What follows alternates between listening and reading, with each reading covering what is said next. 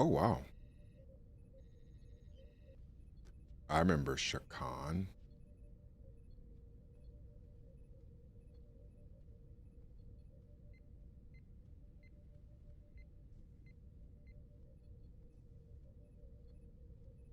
Dang close in almost every single benchmark. It's right up there with the state-of-the-art models in math, right up there with state-of-the-art questions and answers, and if you look through all of the benchmarks, it's just really, really close to these state-of-the-art models here. Now, this is important, again, because this is open source, open weight models. Now, they're still a little bit too big to run on consumer GPUs, so you're still likely going to use them on DeepSeek's cloud or some other cloud service. However, the biggest differentiator and the reason all of the big model companies sort of freak out about this stuff, and when models like this come out, it sort of has a little bit of a shock on the stock market, is because of this pricing down here. This is basically almost as good as the best models out there. It's got the 1 million token context window, so you can put in a ton of text and receive a ton of text back from it. And it cost $1.74 per million tokens input and $3.48 per million token. Oh, did you get that email? I was wondering. Nobody responded.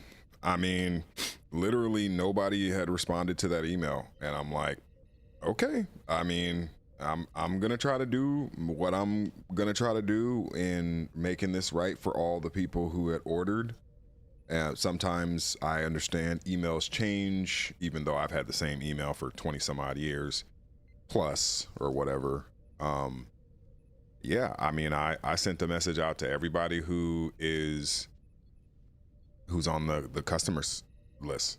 You know, anybody who bought the 3-pack or anybody who bought the vinyl by itself. Sent him a message, told him to confirm. Yeah.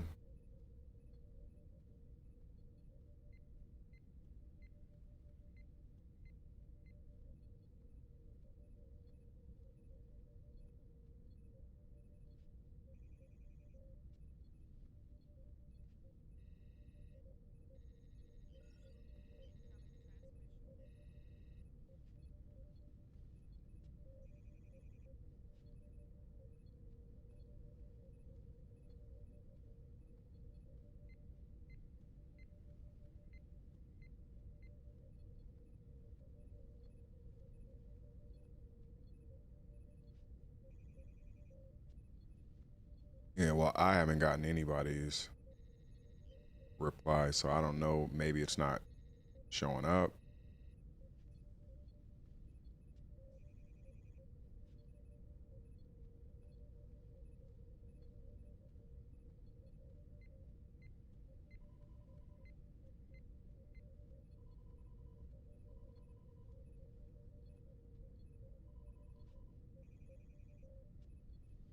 $13,000 new listeners last month. 13,488 new listeners last month.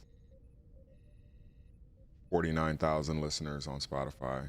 This is all Spotify numbers. I'm just looking at this email I got this morning.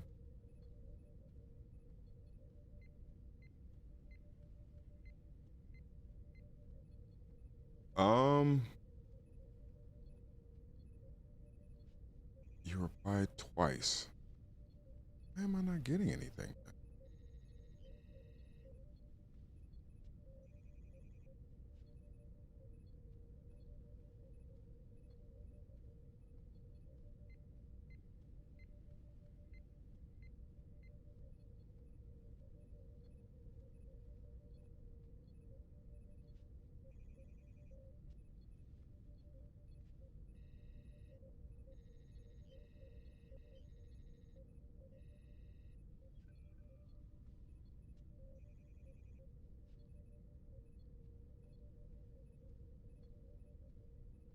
Yeah, I'm gonna have to look into that because I'm very curious to know.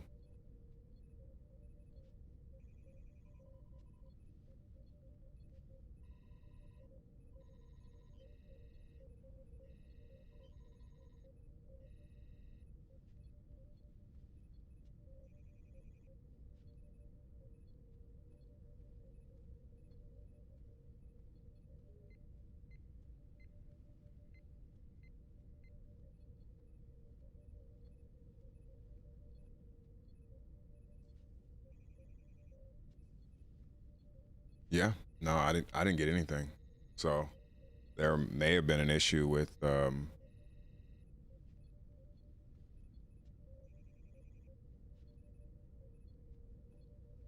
because I had a rerouter, so I don't understand why that wouldn't be a thing.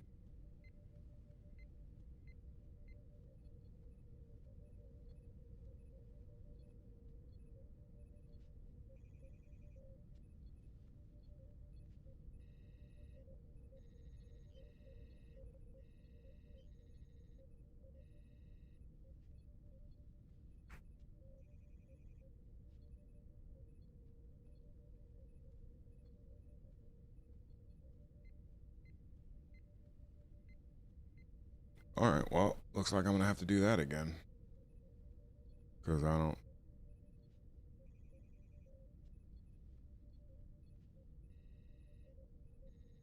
So weird. So strange, but whatever. But emails did go out, and all I really did was I basically told people like, hey, reply to this with your you know, letting me know that this is the right email. So I do not know. Yeah, I didn't get anything. I'm gonna have to look into that.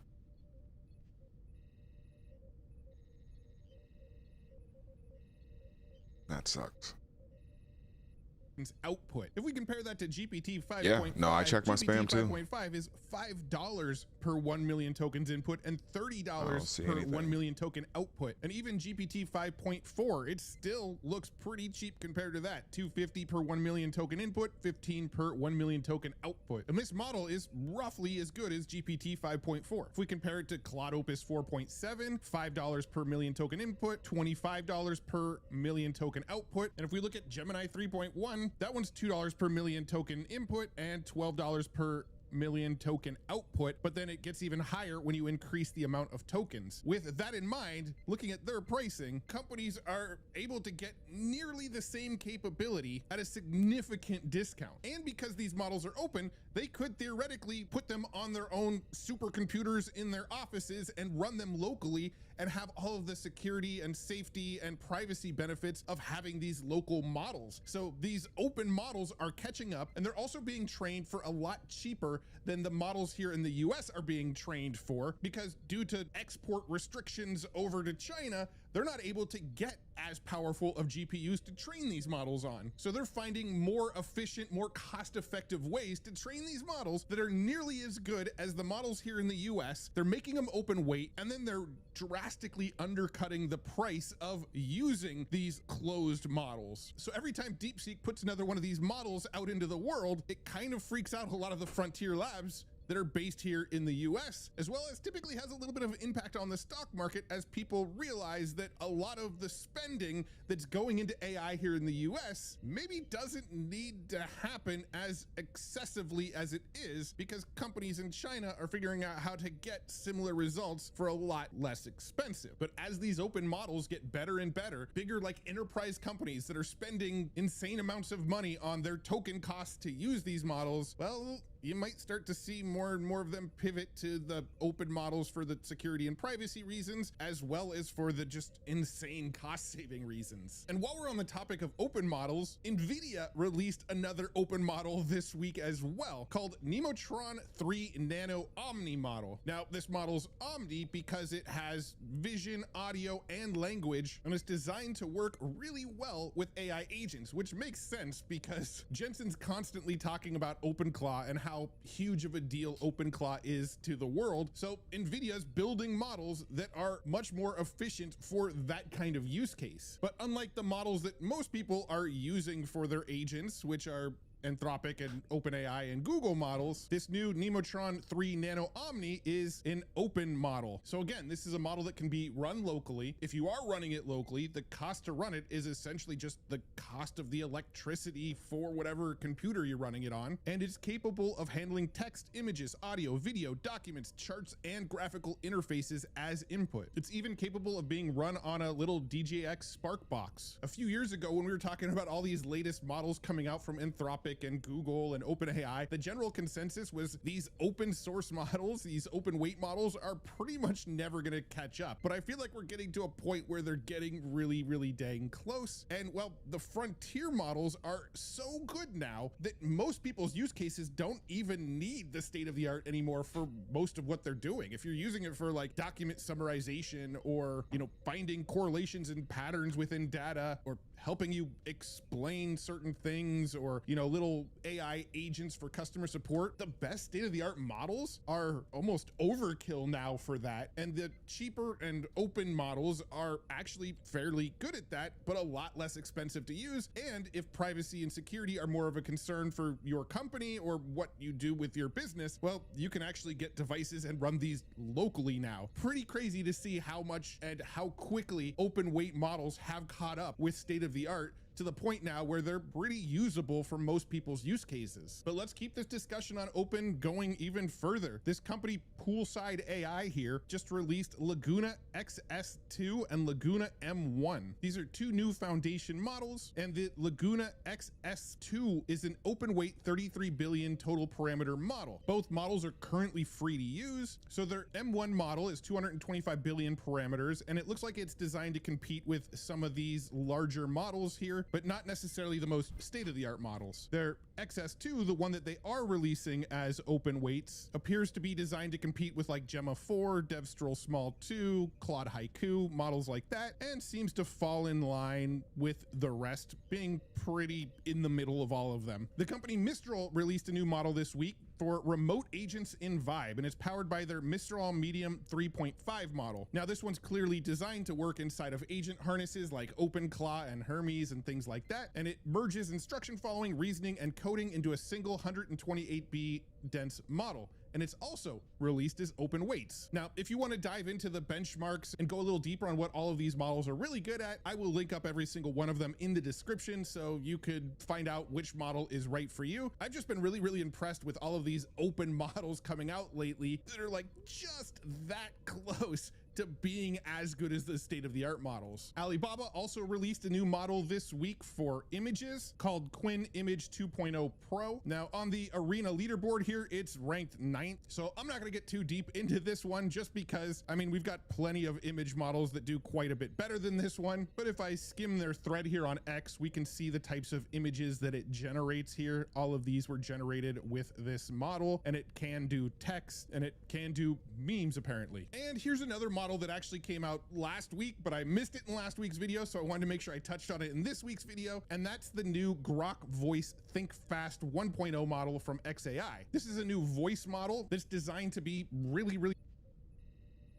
May Olson, how you doing? Sean P, what's up? What's up? Yuri the best. Ha. All a man truly needs for a good start in life is a tropical island with a nuclear power plant and a server farm with lots of compute for local models. Simple stuff. Like, that's simple stuff.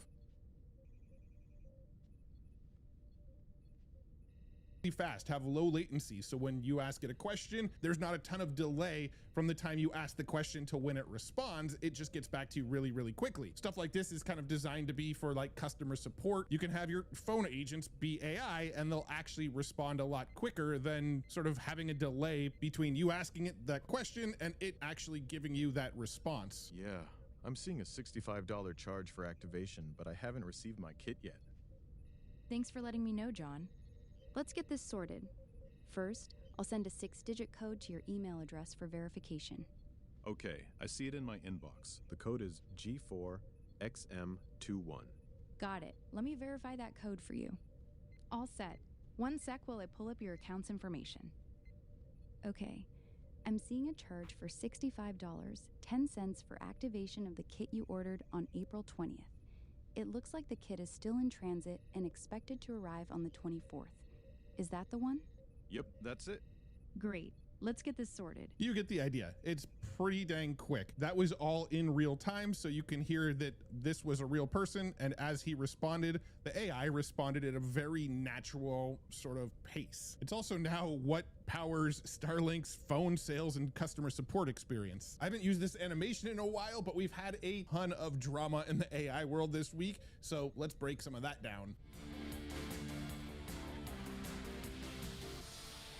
Starting with the soap opera everybody's kind of paying attention to right now, and that is the legal battle between Elon Musk and Sam Altman. So Elon sued OpenAI, accusing them of abandoning its founding mission of developing AI to benefit humanity and shifting focus to boosting profits instead. That trial finally started this week. Musk, who is an original co-founder of OpenAI, claims that Altman and Greg Brockman tricked him into giving the company money, only to turn their backs on their original goal. OpenAI is claiming that this is just a bid to boost Elon's own SpaceX, XAI, and X companies that have launched Grok, which is a competitor to ChatGPT. Musk wants Sam Altman and Greg Brockman removed from the company and to stop operating as a public benefit corporation. I've been following along to what's going on with this trial over on this Verge real-time update page, which, you know, will be linked up. Every like 15 minutes or so, they're posting an update of what's been going on in the courtroom. And from what I've gathered so far, Musk has not been looking too great. They put him on the stand, and during his testimony, he sort of refused to answer yes or no questions. He sort of argued with the attorneys, and from my understanding, has not really made himself look too good. There's obviously a lot of detail, so I'm not going to get into all of them. This particular writer for The Verge says, after about 5 hours into Elon Musk's testimony, I typed the following sentence: I have never been more sympathetic to Sam Altman in my life. For hours, Damn. Musk refused to answer yes or no questions with yes or no, occasionally forgot things he'd testified to in the morning,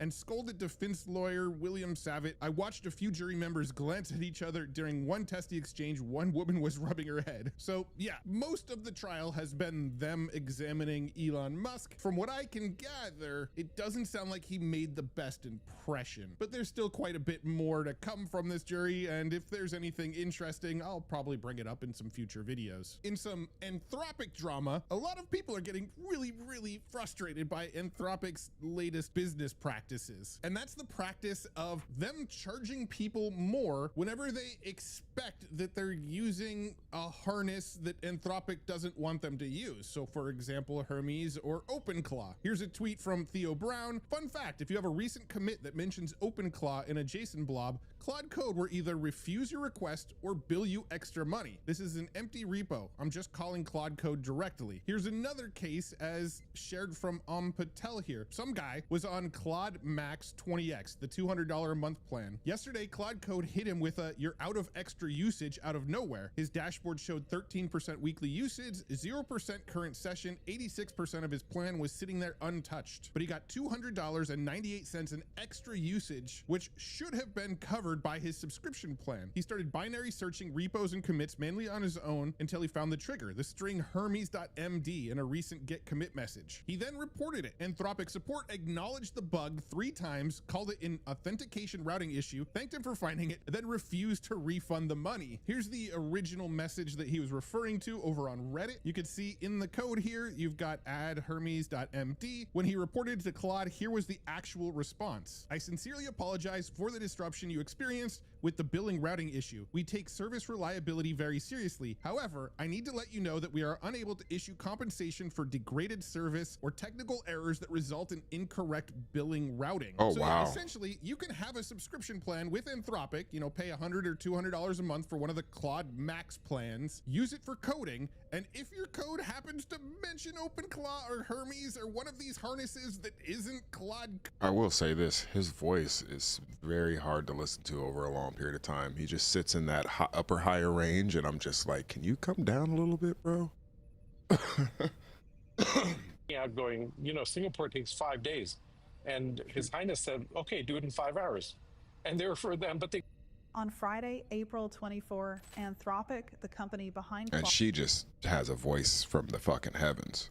Claude, announced something they called Project Deal. They built an internal marketplace inside their San Francisco office, and they let Claude buy, sell, and negotiate on behalf of their human employees with actual money. Not a simulation, not a sandbox, a real marketplace Real money, real deals. And the AI closed them. If you've been telling yourself that AI agents are still hype, this is the moment to update your model. Let me show you why. In this video, I'm going to break down what actually happened in Project Deal, the Stanford data that proves agents are now production grade, why every business owner watching this should be running an agentic workflow inside their company within the next 90 days, and the 3 highest leverage agent plays you can deploy this quarter. Act 1, what Project Deal actually was. Let me give you the setup. Anthropic created a marketplace inside their office. Each employee got an AI agent, Claude, that acted on their behalf.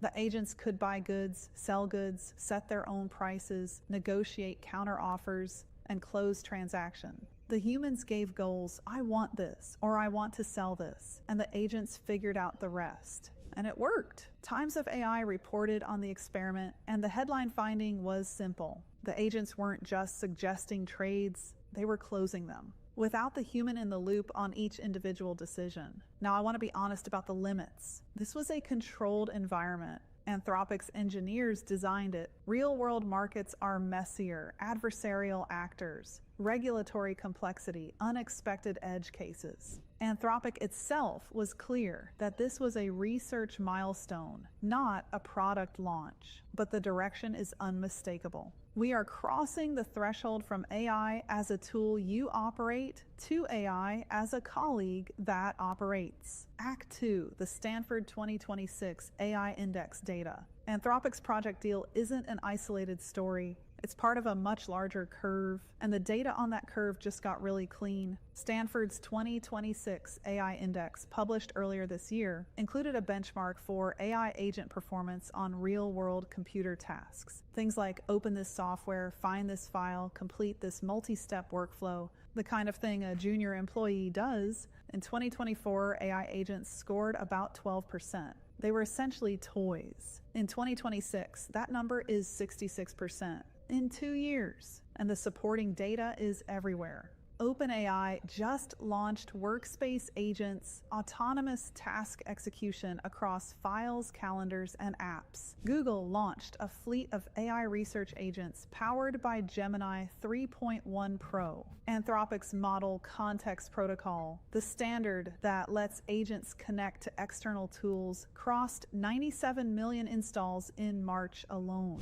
That's the standard underneath all of this. Morgan Stanley is now publicly calling for a massive AI breakthrough in the first half of 2026. Translation: the infrastructure is in place. The models are capable, and capital is flowing in fast. Act 3, what to actually build this quarter. Okay, so let's get tactical. If you're a business owner watching this and wondering where to start, here are 3 agent plays that I'd run today. Play 1, customer support agents. This is the fastest payback in the entire AI economy right now. A properly deployed support agent can handle 50 to 70% of inbound tickets without human. Trav, what's going on, man? How you doing?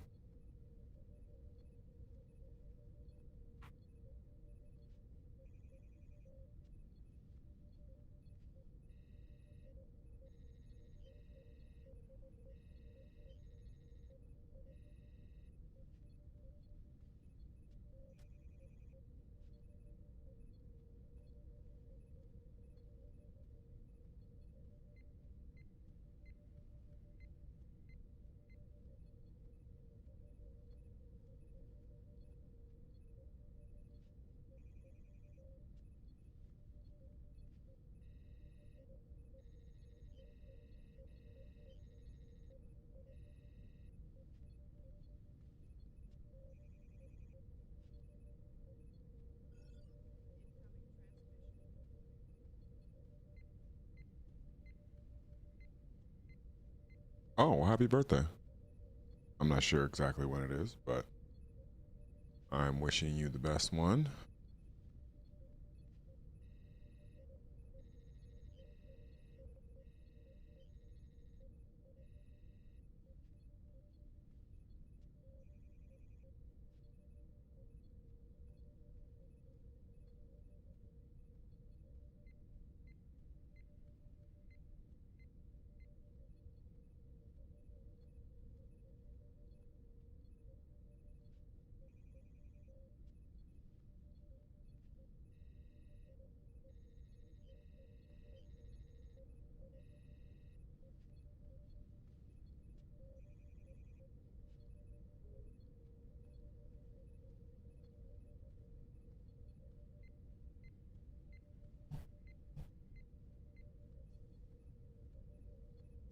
probably only going to be on for about another 30 minutes, and I gotta go run errands that are company related, that involve paying bills.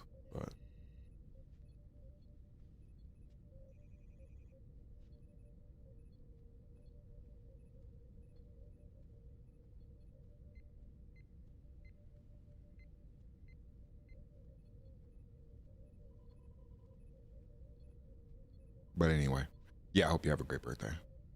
And escalation. We're seeing this work across SaaS, e-commerce, services, and B2B. It's the most de-risked entry point. Play 2. Sales prospecting agents. An agent that researches accounts, drafts personalized outbound, follows up, and books meetings is now achievable with off-the-shelf tools and a well-designed workflow. The SDR role as we knew it 3 years ago is dissolving. And that's because I'm going to be here working. So ultimately, I need to get back so I can do that. But yeah, I'm definitely going to be streaming.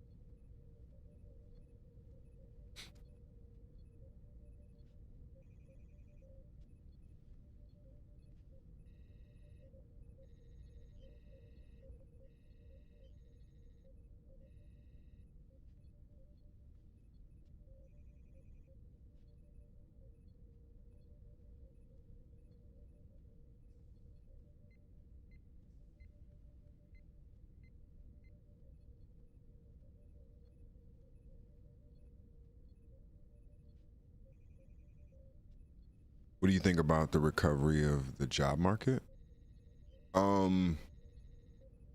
were kind of talking about this yesterday, which is the job market. First, I feel like we should be having a conversation about AI and automation breaking jobs altogether. But since no one really wants to have that conversation, I think if we're going to keep jobs around, then jobs are just going to change. What people will be, quote unquote, paid to do of value will just change.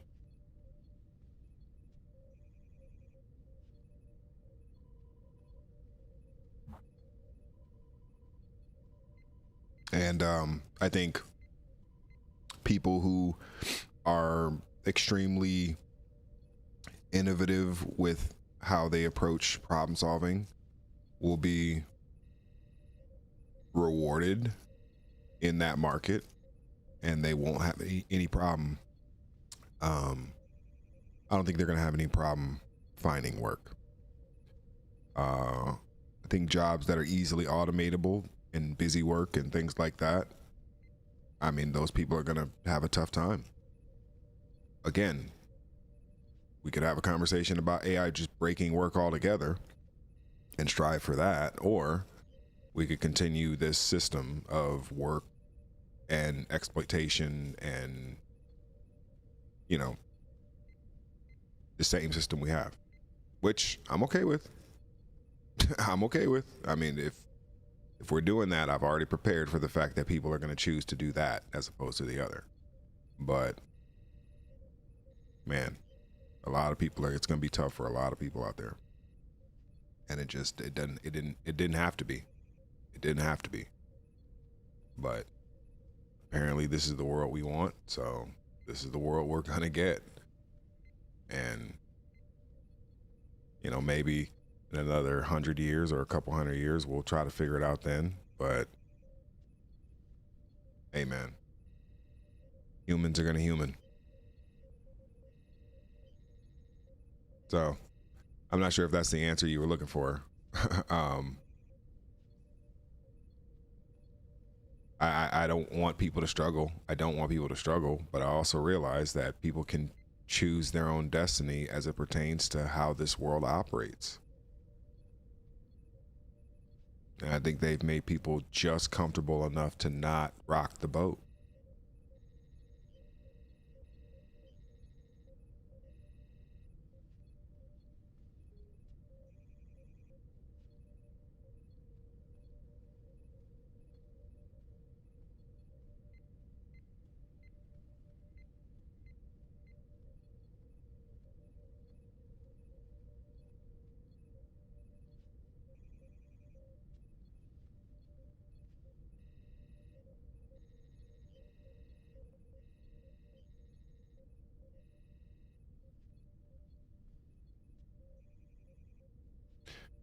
Yeah, I'm not sure what that means as far as breaking the wage system.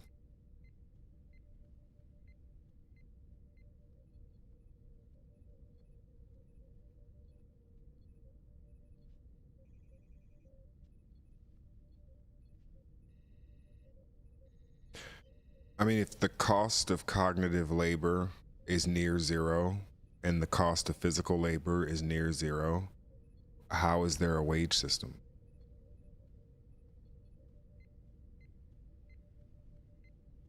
And I'm not asking that to be flippant. I'm literally, that's a genuine, just question in a vacuum.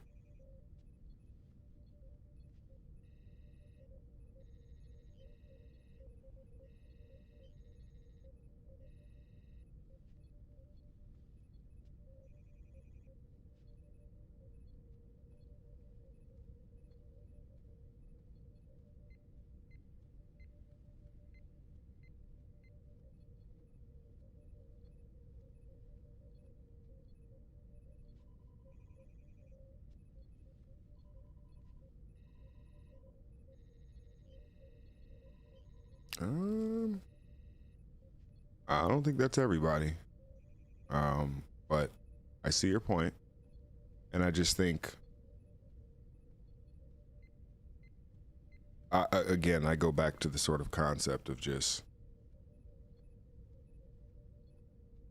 right now, or at least in the recent history, it has been profitable to monetize cognitive labor, physical labor, or temporal labor, time. And I think machines, specifically synthetic non-human intelligence, they undercut all three of those things. And me and Tombstone joke about this all the time when people say, well, what are we going to do if we can't work? And the answer always comes back to live.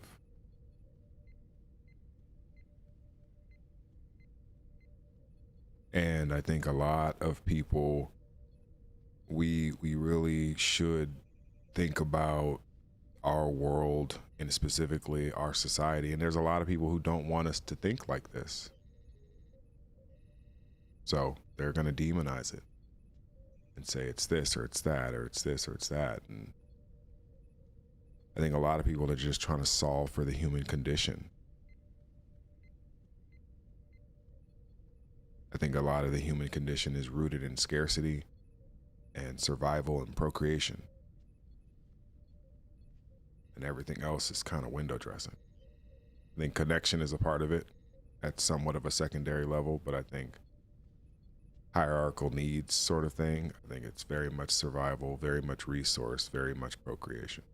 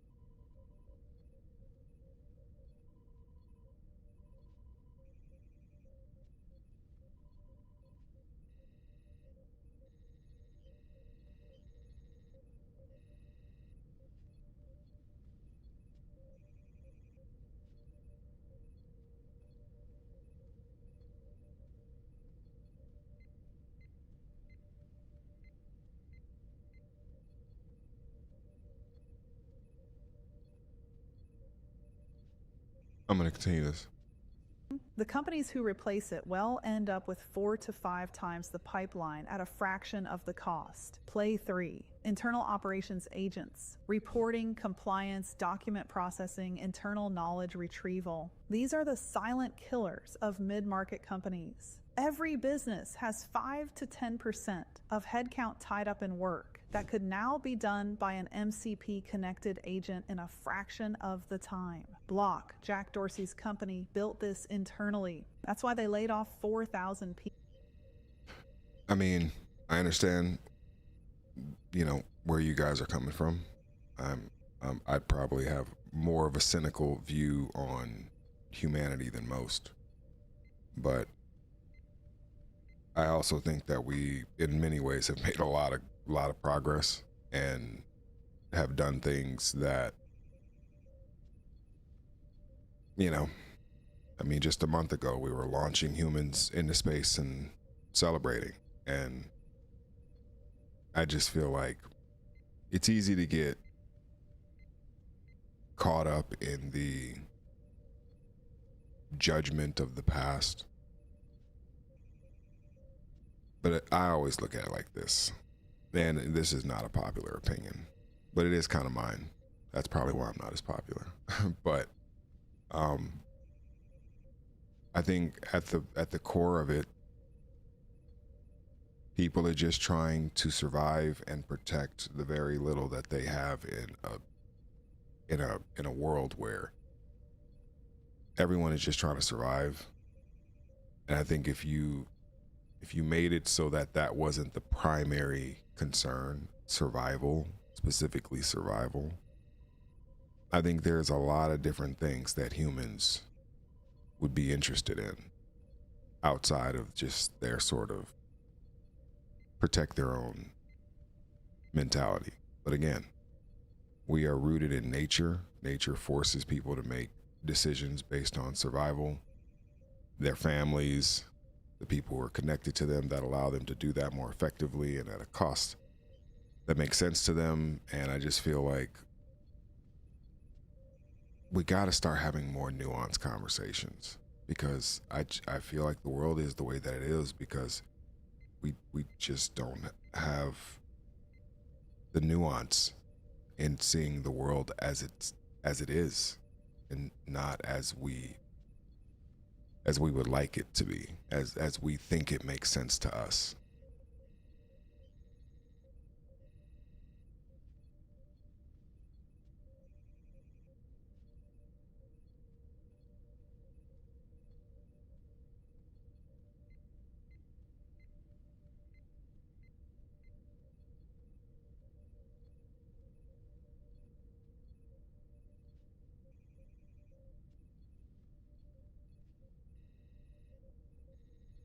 And what technology in human history even has the potential of doing something like that outside of AI?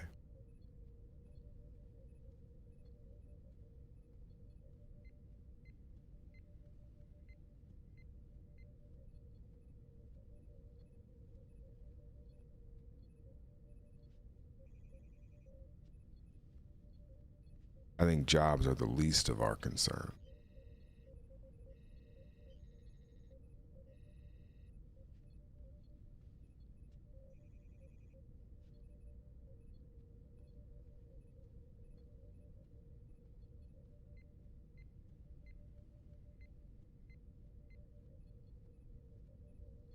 I hope people appreciate the time that they're living in and what is going on with technology, because we are at a place that is the dividing line between technology and magic. We're going to start seeing some magical shit from technology over the next 20 years. Literal magical shit. And I think AI will be at the heart of that.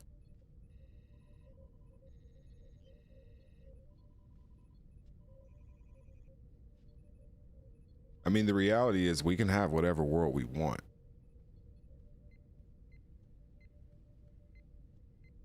We just have to understand that all of these worlds are on the menu and somebody's sitting at the table trying to order. Now, whether you want it to be you or you want it to be someone else and you be on the menu, that's your choice, your decision. When it comes to AI, you can sit at the table or you can be on the menu. This is what's going to happen. They told people what was going to happen with the internet. They told people what was going to happen with commerce. They told people what was going to happen with media.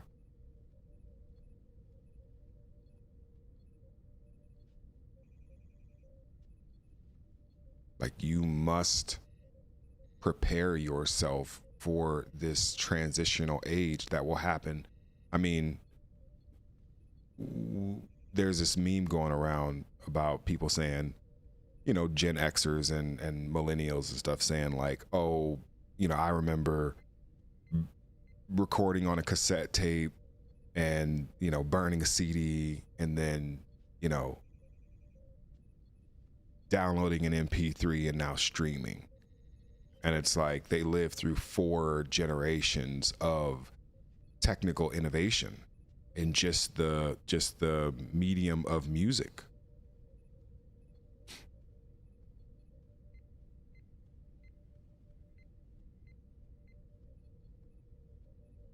And I mean, I could think about it just in terms of, you know, video games. I was born right at the tail end of the beginning of video games.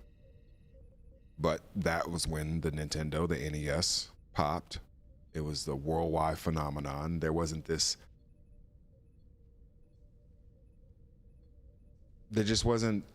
any sort of competition in that the United States didn't take advantage of the video game craze that Nintendo created from Japan.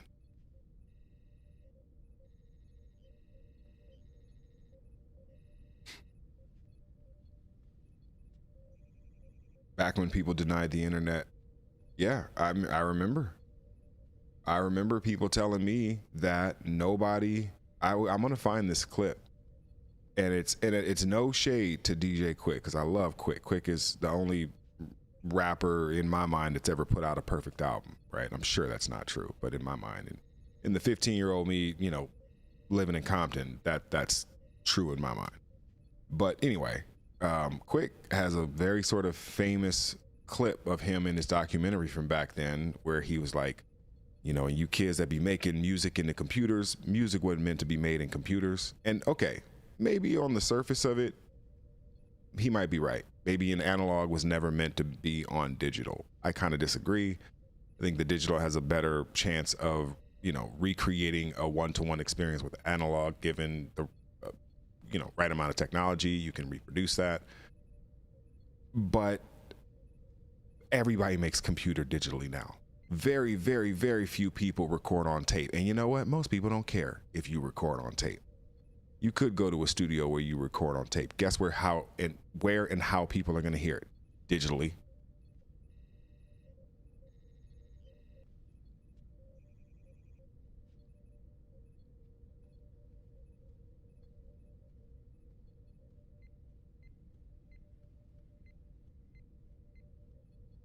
Yeah, no matter what, it's coming. It's here. I wouldn't even say it's coming. It's here. It is no longer coming, ladies and gentlemen. And non-identifiable, non-binary. And trans. And everyone all from the alien goddamn Milky Way galaxy, right? It's here. It's here. You have full agents that can go out and buy shit for people now. She's just talking about this. They ran an experiment that gave agents their own accounts and that let them go negotiate on their person's behalf. This is the future now. The future is the present. I don't care how old you are. You could be 12. You're living in the future. This is different. This is a slice of humanity that 99.9% of humanity will probably never experience unless we create the bulk of humanity on the front side or on the back side of the singularity, right? What if, because AI allows humans to expand out into the stars, AI allows humans to create more humans than there have ever been?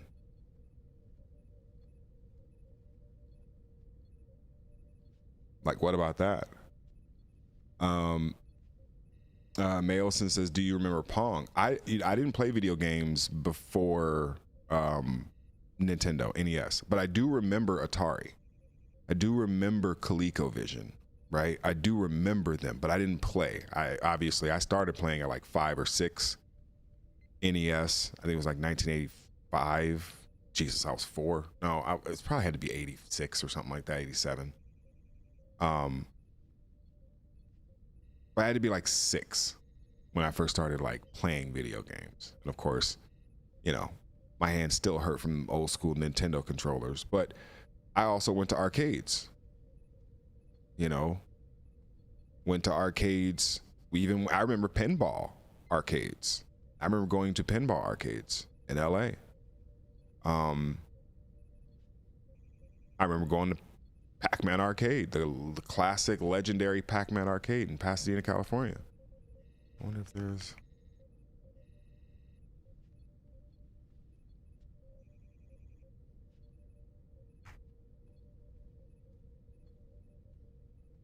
Who remembers Pac-Man Arcade? Jesus Christ. I remember Pac-Man Arcade, dog.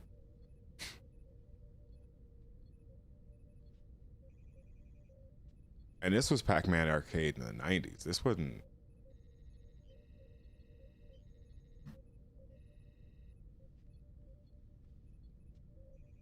Yep. A legendary, frequently chaotic 1980s and 1990s hangout on Colorado Boulevard near Pasadena City College. Yeah. Yeah. It was a sketchy but popular hangout. Yeah, it was totally sketch, dog. You get your ass whooped for doing shit up at Pac-Man Arcade.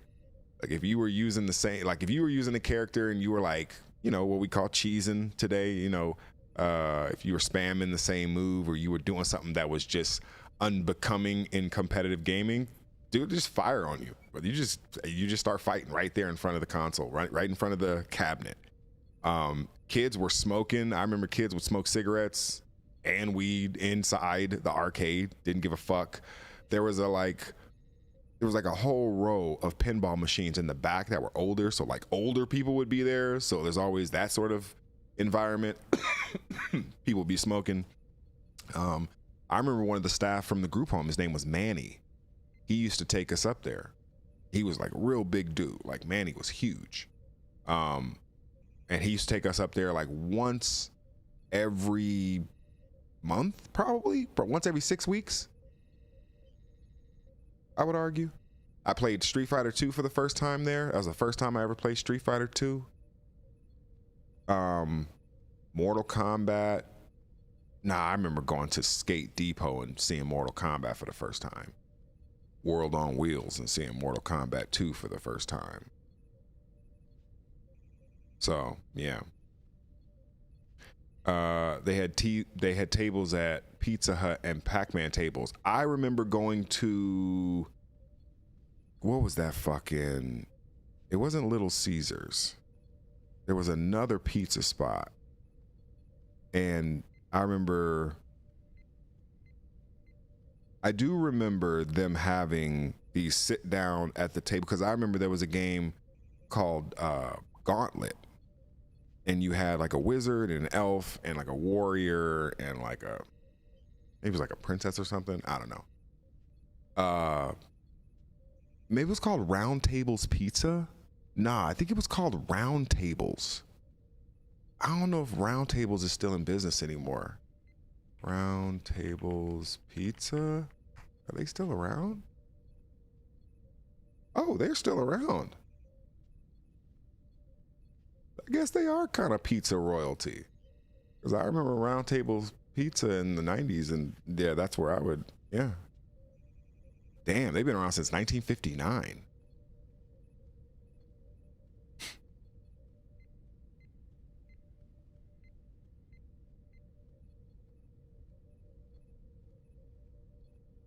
Damn, it was founded in Menlo Park.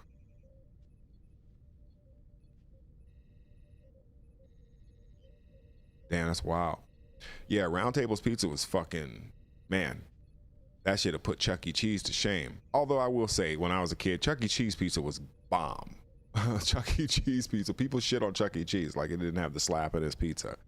Chuck E. Cheese had some slapping pizza. Did I eat it? Yeah. No, yeah. In fact, I discovered some games at Chuck E. Cheese. We're talking about video games, right? I remember playing a game called Pack Rat. I remember playing a game called fucking Afterburner. What else did I fucking play at Chuck E. Cheese? Of course, you had all the fucking games with the tickets, but I really didn't get into the games with the tickets. Everybody else played the games for the tickets and shit. I was playing the video games. Oh, I know which game I used to play a lot. Outrun. Do you guys remember Outrun? It was like you sit in a car and it had like the fucking stick, dog, and it was, yeah, I used to play Outrun like crazy. What else did I used to play? Just way back. I'm trying to think of some of them. I'm trying to think of before Sega Genesis or around the time of Sega Genesis, Super Nintendo, because at that point we had all become gamers. Like at that point when the Super Nintendo came out, it was over. It was over. It was like, okay, I know what I'm doing with my life. I just need to stay healthy enough to be able to do this for the rest of my life. That's what people would think, dog. Like this video game shit was for real. Because there were just so many games. Like there were so many games. And then you found out about, you know, imported games, and people had systems from other countries and coded to other countries and shit. You know. And then handheld games. You know, I had a Game Boy, I had a Game Gear. I think I had an Atari Lynx.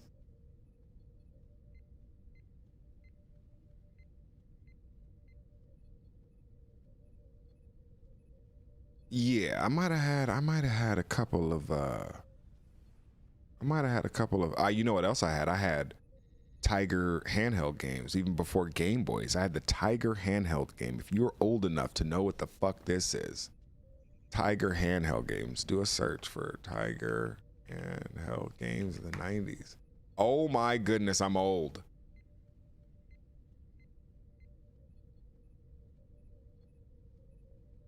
Look at the Tiger handheld games. Hold up.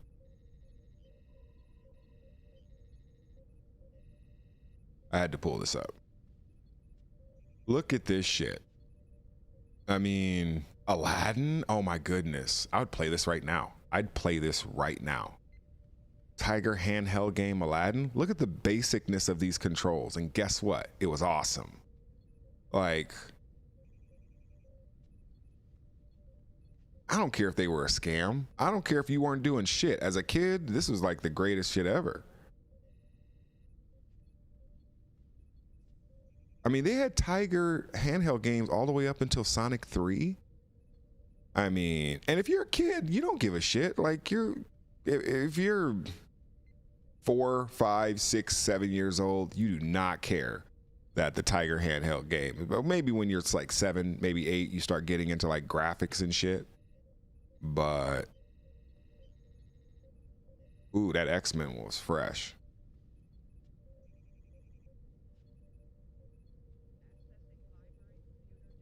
Yeah.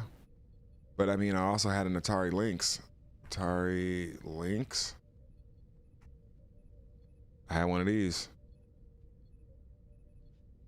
I definitely had one of these. I also had a TurboGrafx 16. Do you guys have a TurboGrafx 16 with Jack Nicklaus Golf and Bonk's Adventure? You don't know nothing about that. You don't know nothing about that. Stop it. I had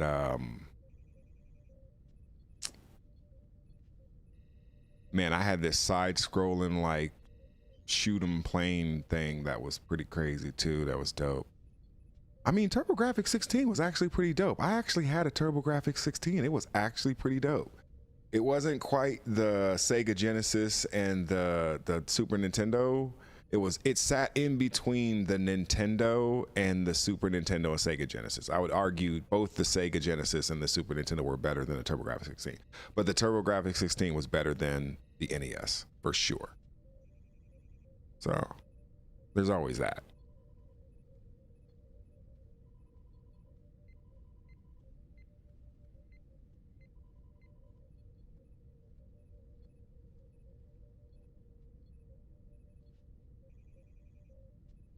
American Gladiators Tiger handheld game. Game Boy Color. And yeah, you know what? The Game Boy Color. I remember when the Game Boy finally got color. That was like Man on the Moon type shit.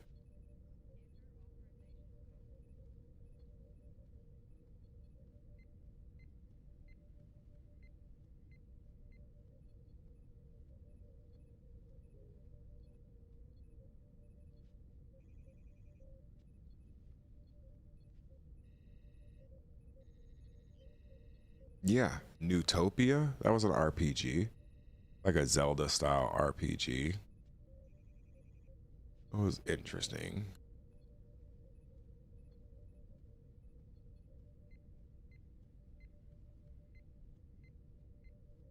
Yeah.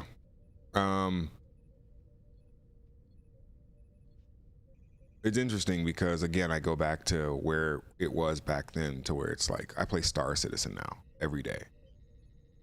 Not every day, but like literally like weekly. I play Star Citizen like a psycho, right? But back then, like that wasn't a fucking thing.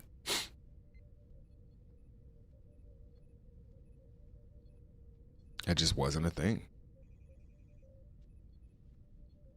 Like you imagined games would be like that one day, but you would never be alive for them. My initial reaction to the PlayStation, I remember seeing sports games on it and thinking like, whoa, like this is crazy. Like I definitely remember seeing sports games on the PlayStation. It was like NBA Shootout and like, of course, Madden was around back then. You know, games we take for granted now. Like, you know, Madden is a yearly thing, been a yearly thing for 35, 40 years at this point. But people forget Madden football was originally on like PC, IBM PC type shit. Just old school. I used to, totally forgot about this. I used to game on PC when you had to basically have the 3.5-inch floppy disk to put in, and I'd play like Winter Olympics and shit.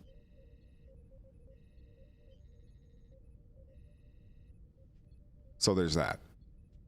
Let me get in a quick plug for the Kickstarter that we're doing right now. I mean, not right now. We're just doing the preview video, or the preview, but definitely want to get that.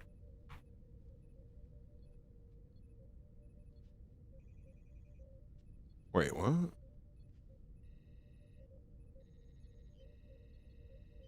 Oh, that's what they were saying.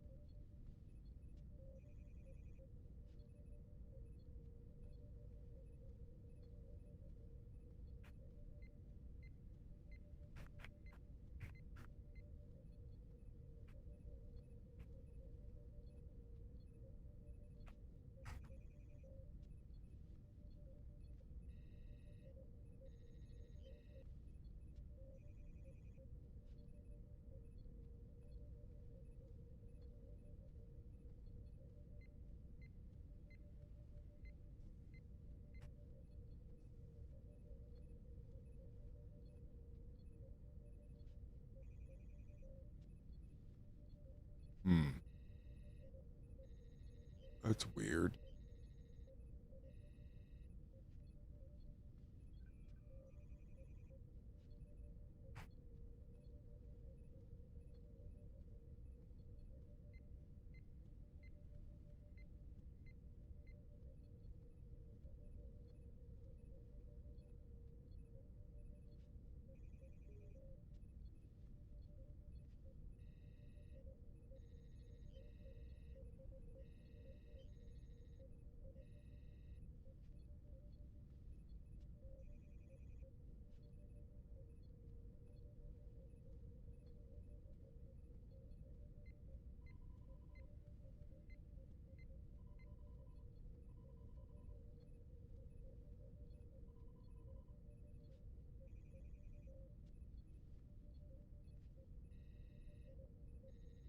Oh, that's weird.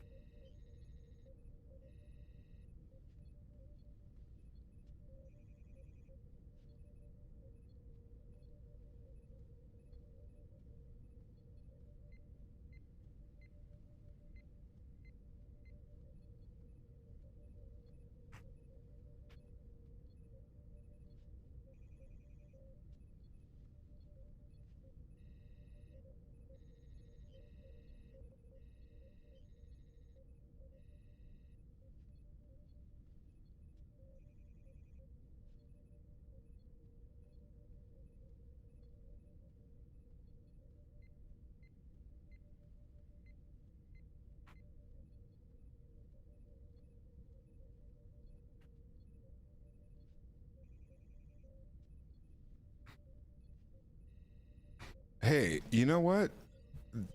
People were telling me that the link on the Kickstarter was broken, and it was. And I did not catch it at first, so I apologize for anyone who told me that, because I just tested it from the announcement, and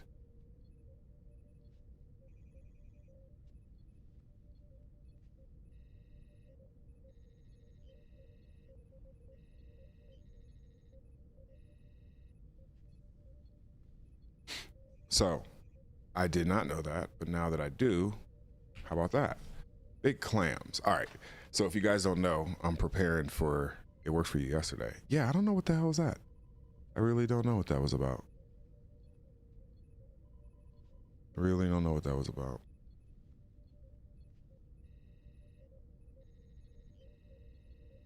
People. 2 cautions. 1, do not deploy agents that can take consequential financial actions without a human approval gate. The OpenAI Workspace Agent product literally has approval required configurations for sensitive actions for a reason. 2, agents are still vulnerable to prompt injection attacks and edge cases. Hire someone or work with a partner who knows this. Here's the bottom line. The transition from AI-assisted to AI-autonomous is not a 2030 thing. It's a 2026 thing. Anthropic just closed real deals with agents. Stanford just confirmed the capability is production grade. Every major AI lab is shipping agentic infrastructure. The window for first movers is open right now, and it will not stay this open for long. If you want to start building this into your business,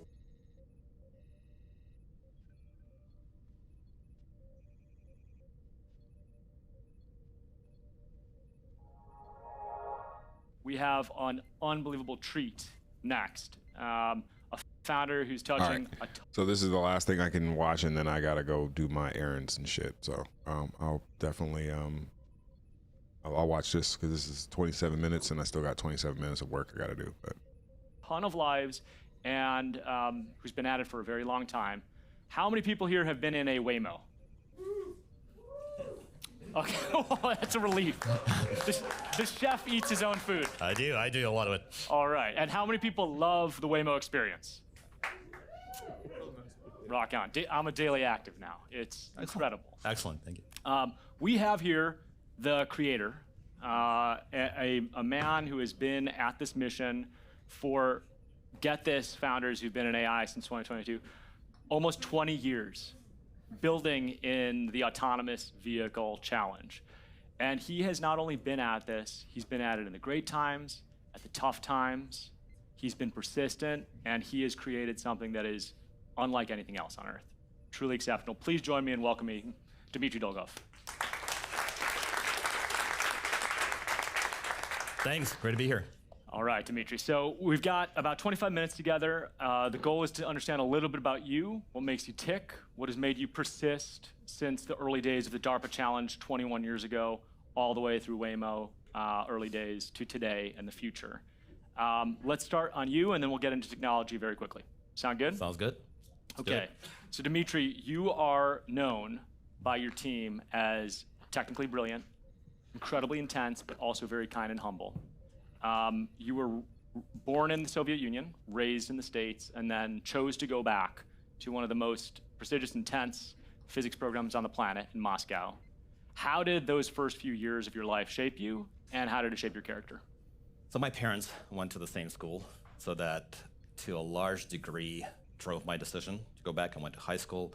I actually traveled around quite a bit. I spent a year in Japan, then went to high school in the States, and came back to college to do math and physics in Russia.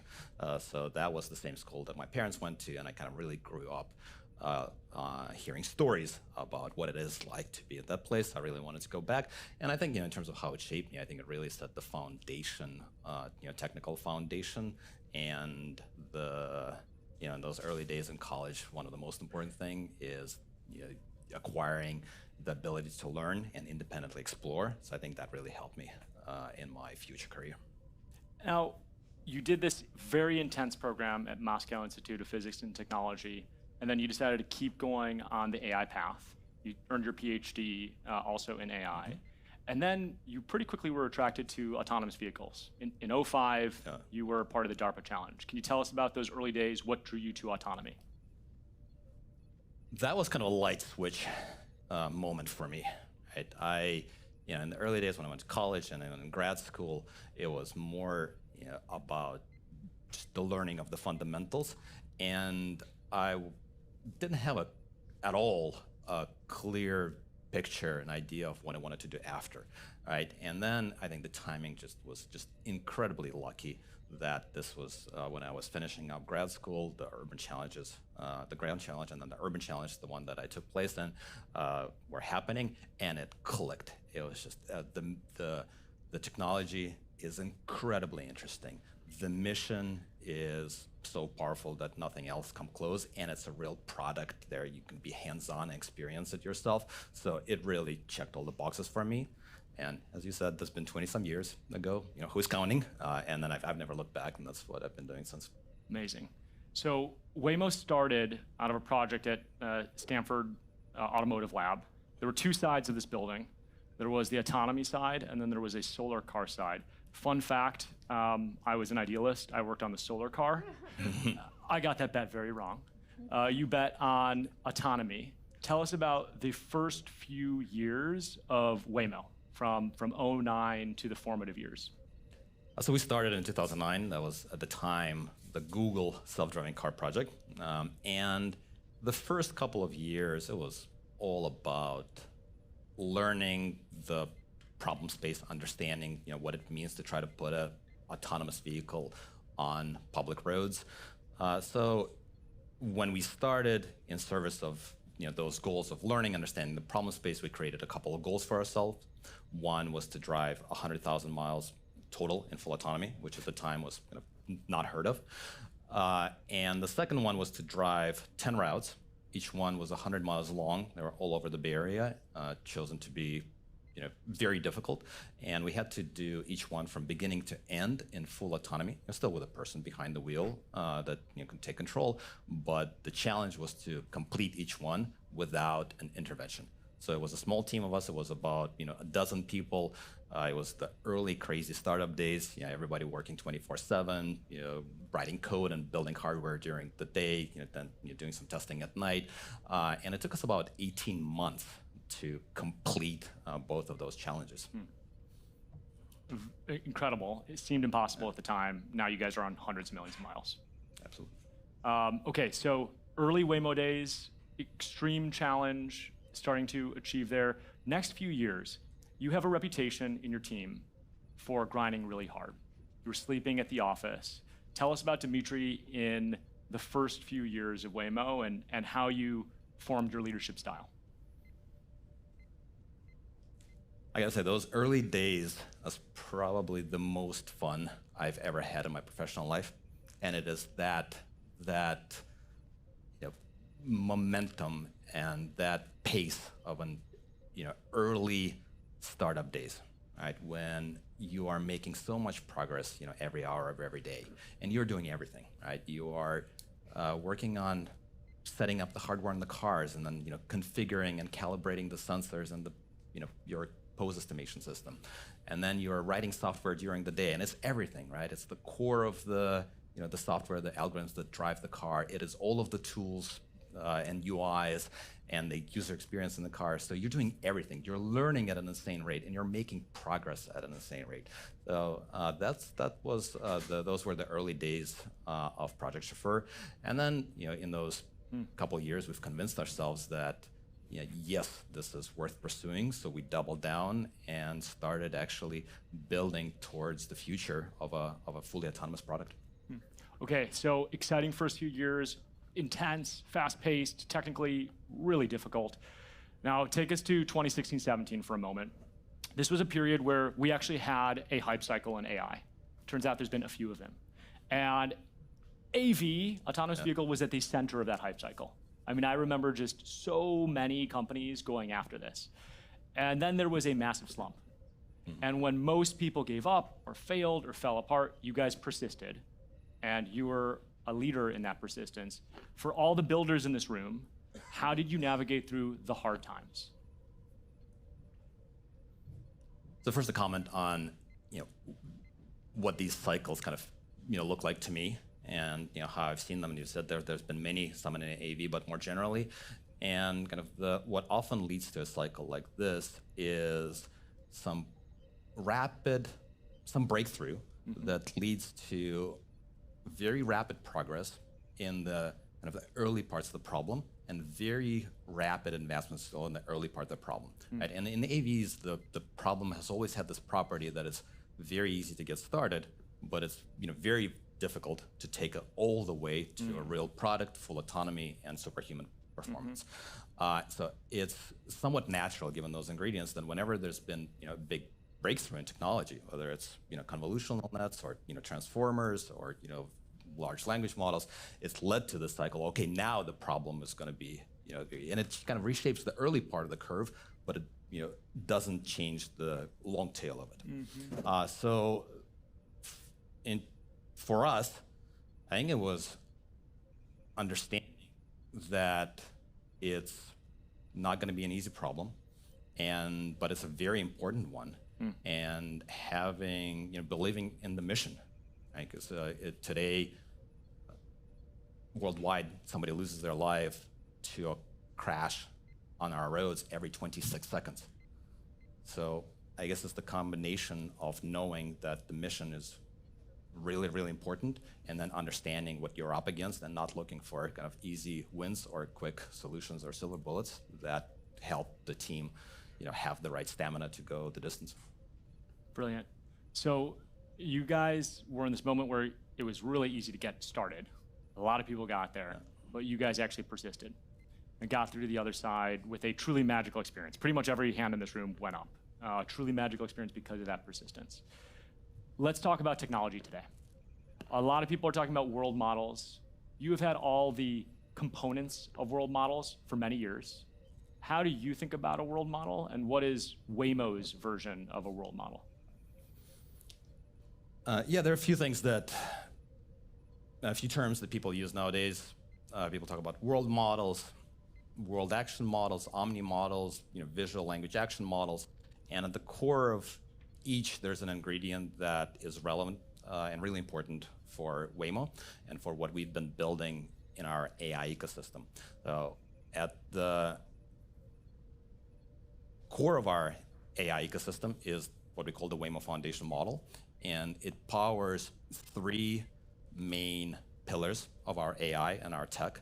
It's the driver, the simulator, and the critic. Right? And those are very related but distinct tasks.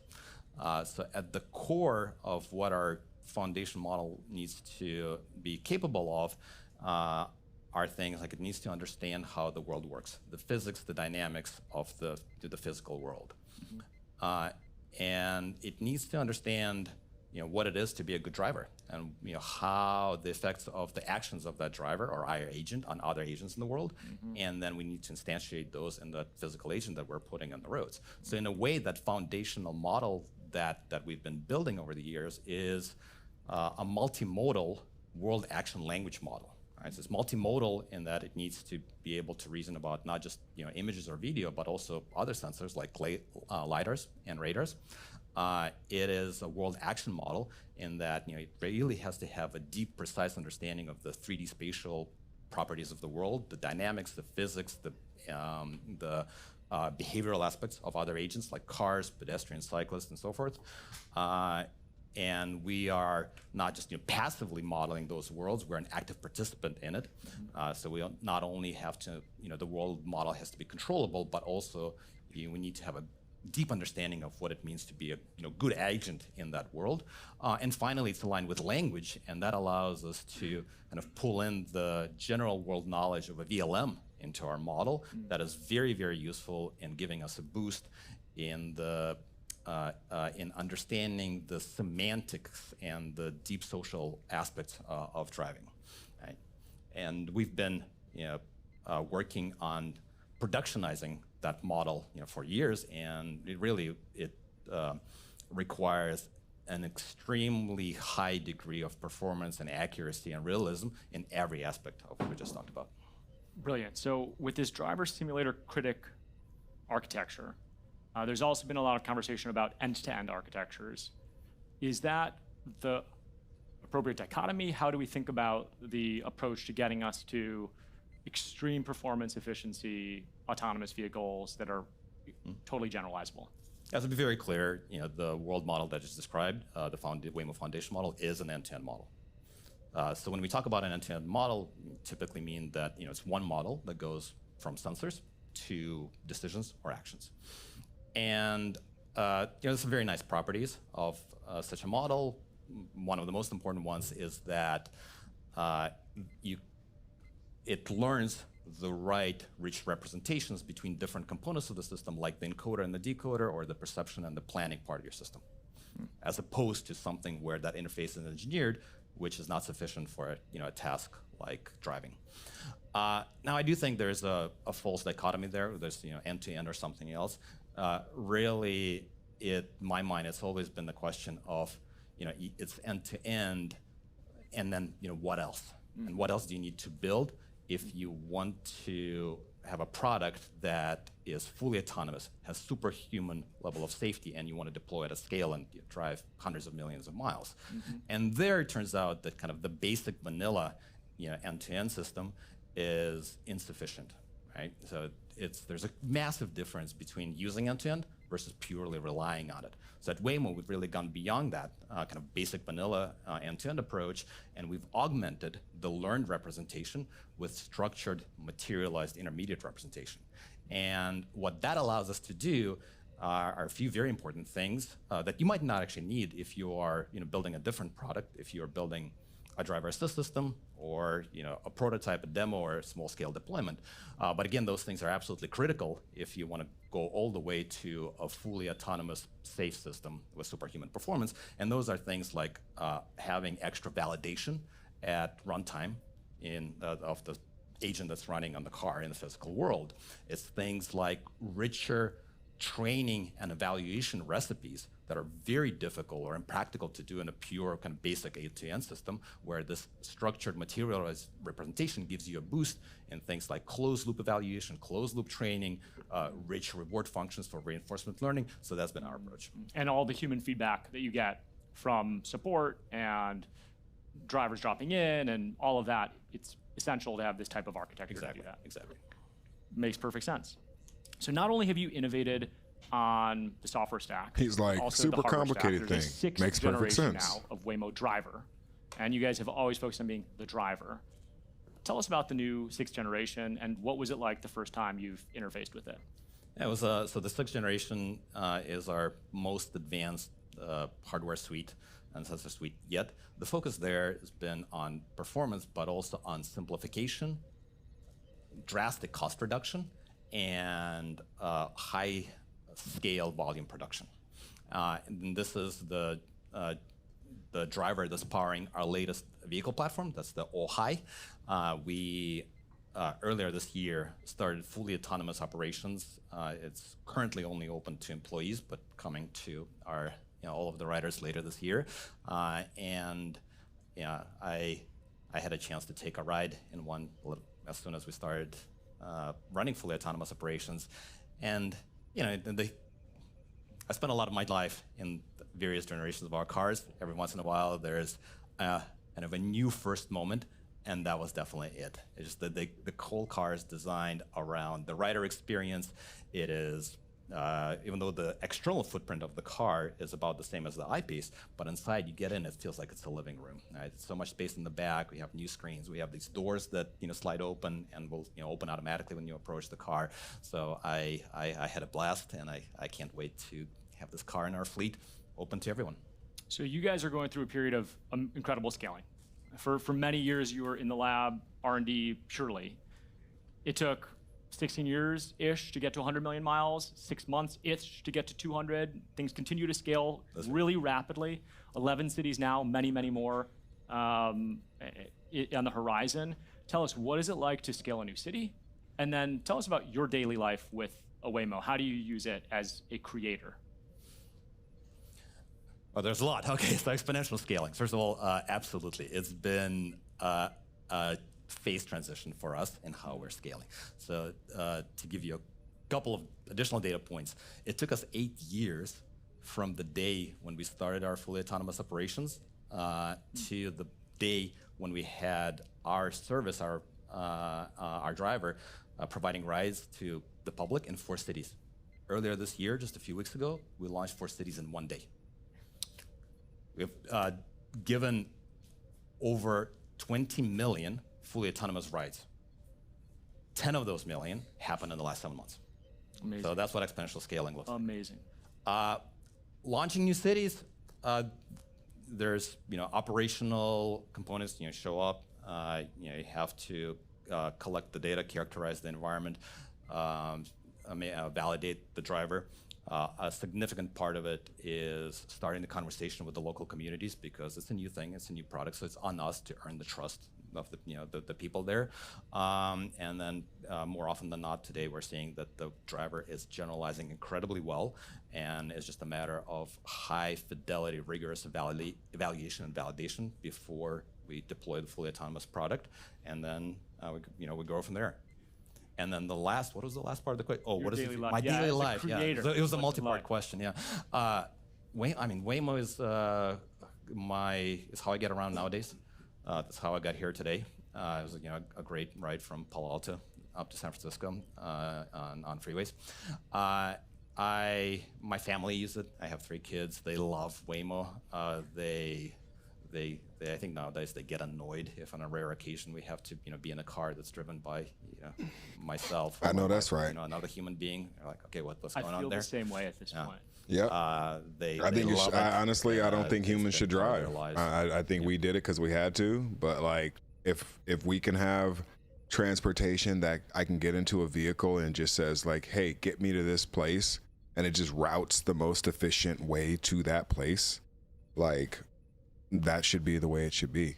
Now, if you want to engage in the agency of driving, then you can do that in places that like, okay, this is a track, this is out of city limits, this is, that sort of stuff. But like in the city, nah, dog. On highways, fuck no. Nope. I just want to get in a car, kick my feet up, and not have to think about anything crashing or going wrong. That's the way it should be.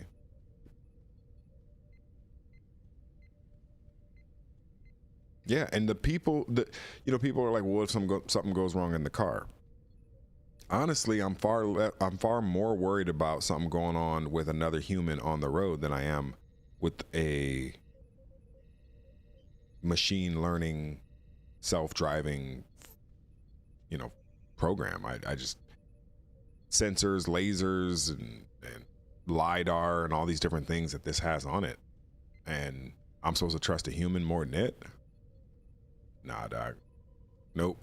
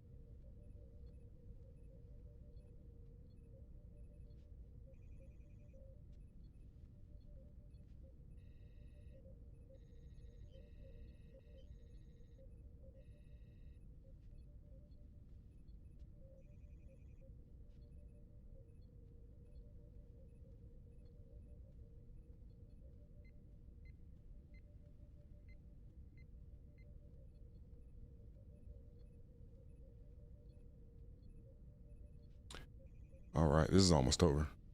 For the entirety of their lives, there's when we are driving around, there's two things. There's only two things that get call-outs from my kids nowadays. It's doggies and it's Waymos.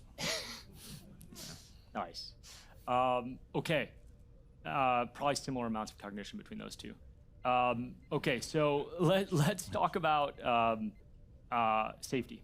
You know, one of the most meaningful, exciting parts of partnering with Waymo has been the fact that there's 1.19 million people a year on Earth that die in road accidents. Right? This is life or death. You know, not only does it touch everyone in this room, but everybody has some connection who's been impacted by this. You have been about safety from the very beginning.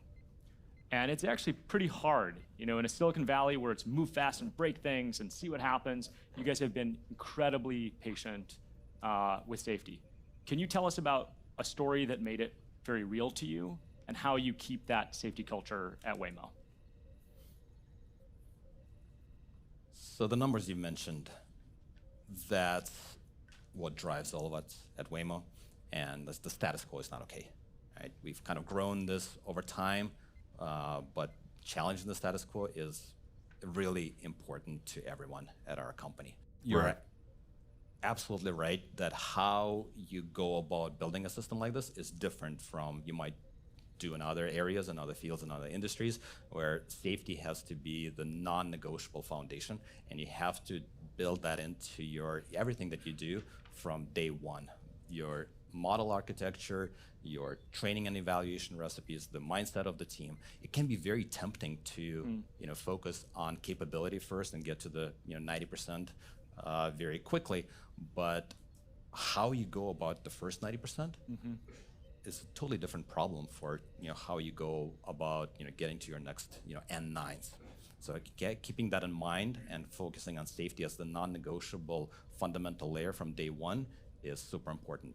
And then today we're driving more than 4 million miles in full autonomy per week, and you see a lot of events from the field. And today we have the data over 170 million miles, fully autonomous miles, where we see that the Waymo driver is more than 13 times safer than a human driver when it comes to serious injury-causing collisions in the cities where we operate.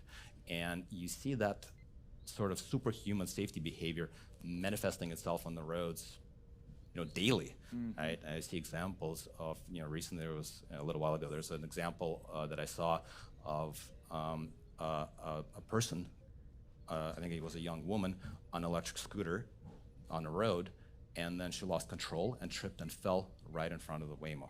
And the Waymo driver showed superhuman accuracy and reaction time. I was able to swerve and brake, and everybody walked away. Right? So it's things like this that I myself personally and the team, the whole team, find very rewarding in terms of actually having a real impact on the safety of our roads. And the scale that we're operating, that 13x reduction means that we are preventing a serious injury every 8 days. And Wow. that impact will just grow as we scale up. Wow. We're going to open the room to audience questions, a couple in just a moment. But before we jump in, I heard a story about the LiDAR detecting, or the radar detecting, the footsteps of somebody behind a bus. Did that happen? And how does that work? Yeah, this was one of those moments where I was positively surprised by the emerging capability of our system. And the situation was, this was, I think, in San Francisco. The Waymo driver was at an intersection. There was a bus that crossed, and we're sitting there waiting at a red light. So the bus crossed and stopped, partially blocking the intersection. So So then our light turned green. The Waymo driver started to proceed, and as it's proceeding, it detects a pedestrian on the other side of the bus. And you can't see through the bus. It's not through LiDARs, not radars, not cameras. The windows are reflecting the people inside the bus, and then starts to react defensively. And sure enough, a pedestrian emerges from behind the bus, and then we're able to nudge around them, and everybody goes on their way. So when I saw that, it blew my mind. I wasn't sure what's going on. I guess capable as superhuman as the Waymo driver is, it doesn't see through solid objects. So actually what turned out was happening is that our LiDAR was balancing the signal under the bus, and got a little bit of a sparse return from the movement of the person's feet under the bus. And that was enough for the Waymo AI to not only detect that there's a pedestrian there, but also make a prediction about what's going to happen in the future and keep everyone safe. Mind-blowing. Pretty unbelievable. We've got time for one question from the group. If anybody has a key... Jim, sorry, no free codes. Not at this one. No. Yes, Jim, please. Thank you. Does this work? Yes. I was just saying congratulations on all you've achieved. It's really mind-blowing. If you think about the next 5 to 10 years, really focus on the business model. What are the milestones? What happens in major cities? What's going to be different than where we are today? Just kind of walk us through your vision of the future. So we're heads down in execution mode. We've transitioned from intentional sequential de-risking of the driver and key parts of the business to rapid parallel global commercialization. That means deploying the Waymo driver in more places across the United States. And today we're in 11 cities operating fully autonomously and serving our riders. We're going to expand in those existing places. We're going to add new geographies, new cities. We're also expanding internationally. Announced that this year we'll plan to offer a service in London and in Tokyo. So you will see us just accelerating that deployment, all in service of our mission. Good news to our team in London. Well, we covered a lot, Dimitri, from the very early days where you could get a lot of distance with not a lot of technology to then persisting through extremely hard times in autonomous vehicles and getting that extra mile. We talked about world models, driver simulator critic architecture. We got into the hardware, the 6th generation hardware, safety, and scaling. But most of all, I hope that we learned a little bit more about Dimitri, the man who's brought the magic that is Waymo to so many of us. And as I've gotten to know you more and more, I'm constantly struck not only by your brilliance and your persistence and performance, but also your humility. It says a lot for accomplishing this much. Thank you, Dimitri. Please join me in thanking Dimitri for all he does. Thank you. Thank you. And the Thank many you. lives saved. Thank you.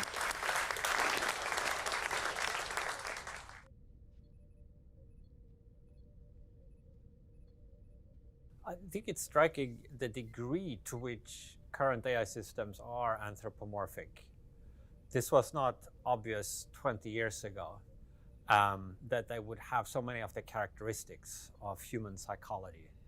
It used to be the case even just a couple of years ago with some of these early LLMs that if you said in the prompt that it was really important that they get the answer right, if you sort of gave them a little pep talk, you'd get a better result. Now, this would have been very odd to the old paradigm of AI, that you would give a pep talk to your computer and it would perform better. Nevertheless, that's what we saw. I think it's partly a result of these AIs having been forged on the sum total of human knowledge, all the text on the internet. They obviously ingest a lot of human psychology that helps shape them. And to some degree, it might also be due to a kind of convergence amongst different information processing systems. They have to make sense. There is this one world we're all living in. And it might be that there is a degree of convergence in that you have any general learning system, it starts to figure out a bunch of stuff about the world, and there are certain internal structures that naturally emerge from that.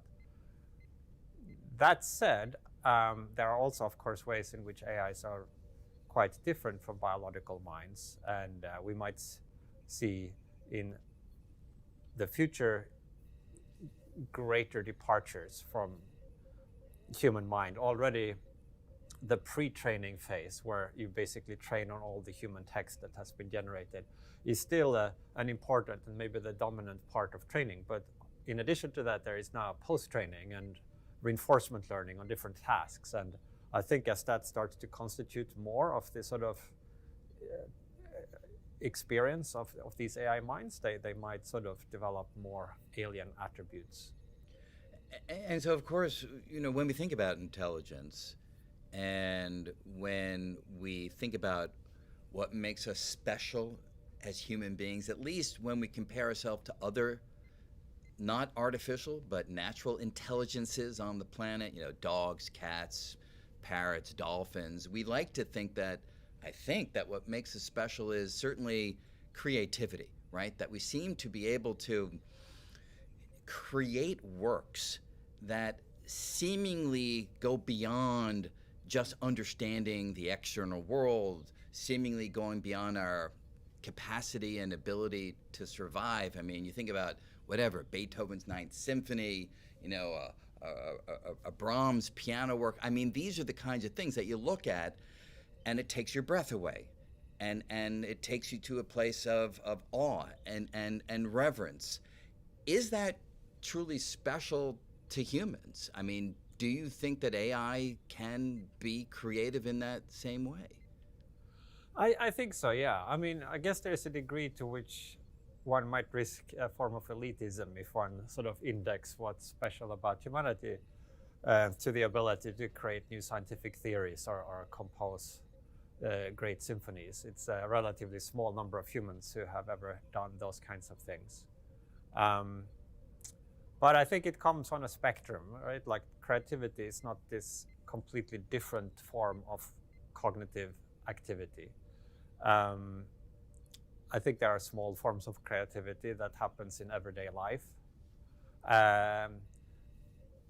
And then larger leaps of creativity that tends to be celebrated.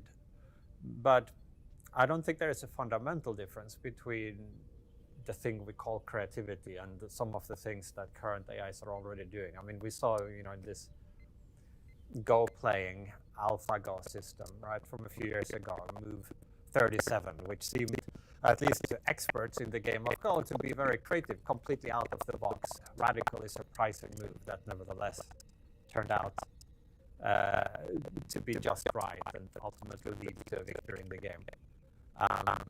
And current AI systems clearly can solve mathematical problems and coding challenges that are not in the training data.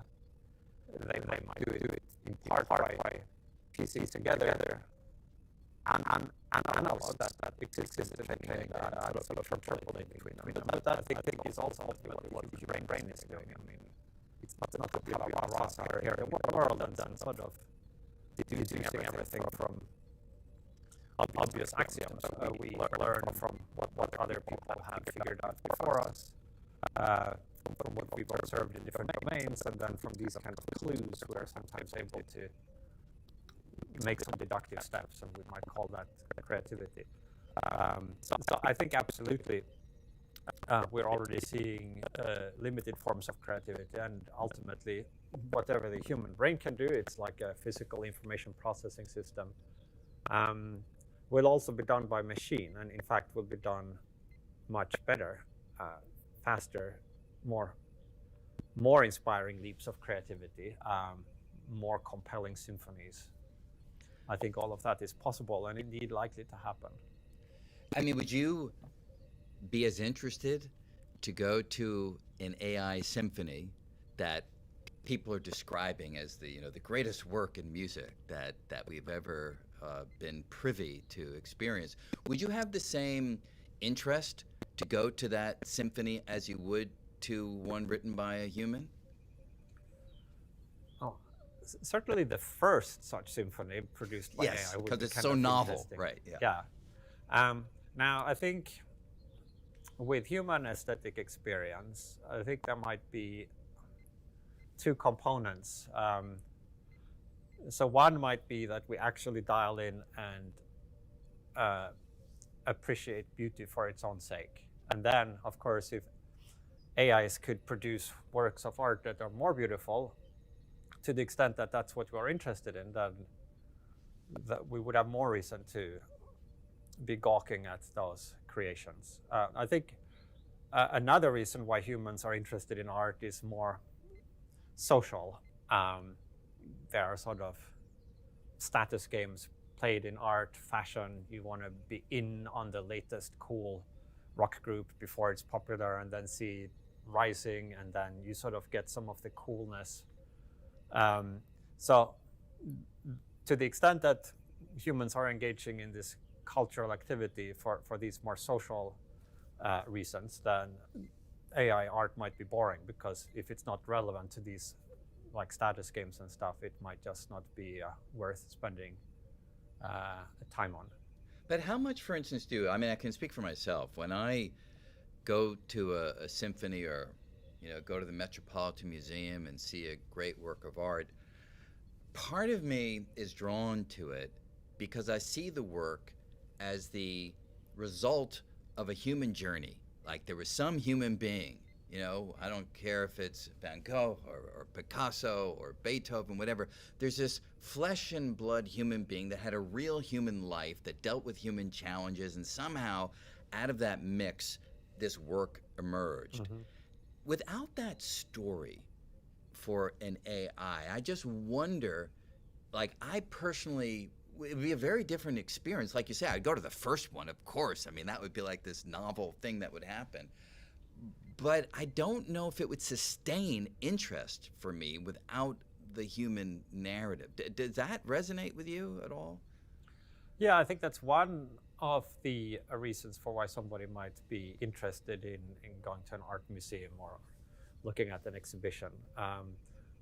But I mean, we also are interested sometimes in beauty that don't have that dimension. I mean, there's like natural beauty, like landscapes, or sure. Artifacts, maybe from some ancient urn or something. We know nothing about the person creating it, and we might still sort of admire the motifs on it. I think it's, like some reasons for being interested in art would apply to AI created art as well, and others would not. And so it's, in a sense, right. crucible where you could sort of maybe dissolve and then separate the different motivations people have for being interested in art, and sort of. I was literally doing phone errand shit on the phone with the bank and all that kind of shit, and totally forgot I was on stream, so I do apologize. I am thinking about getting this errand and leaving the stream up. So I'm wondering if this is a good thing to leave up. Let me go shoulder left real quick.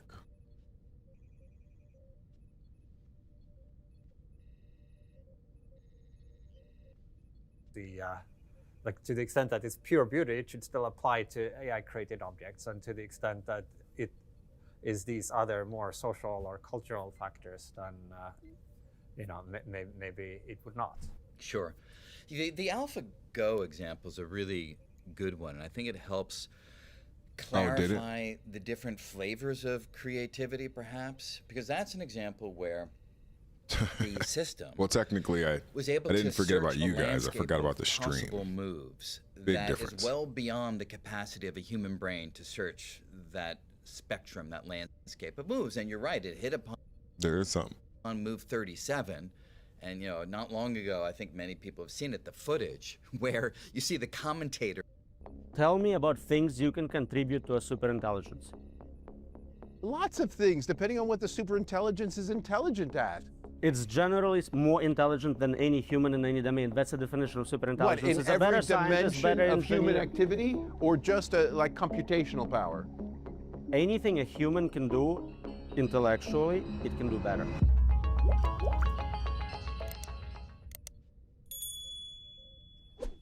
I mean, we're also, I mean, I'm kind of interested in biology in your picture as well. I mean, this isn't just a kind of battle of intelligence, but AI, biology, synthetic biology, human DNA in this picture. Yeah. I mean, can you say something about that? So we believe intelligence is substrate independent. You can run this algorithm on wetware, human brains, biology, DNA, or you can do it in computer silicon. It doesn't matter. You can get same internal states. Some people think consciousness is also part of that equation. So I think it's striking the degree to which current AI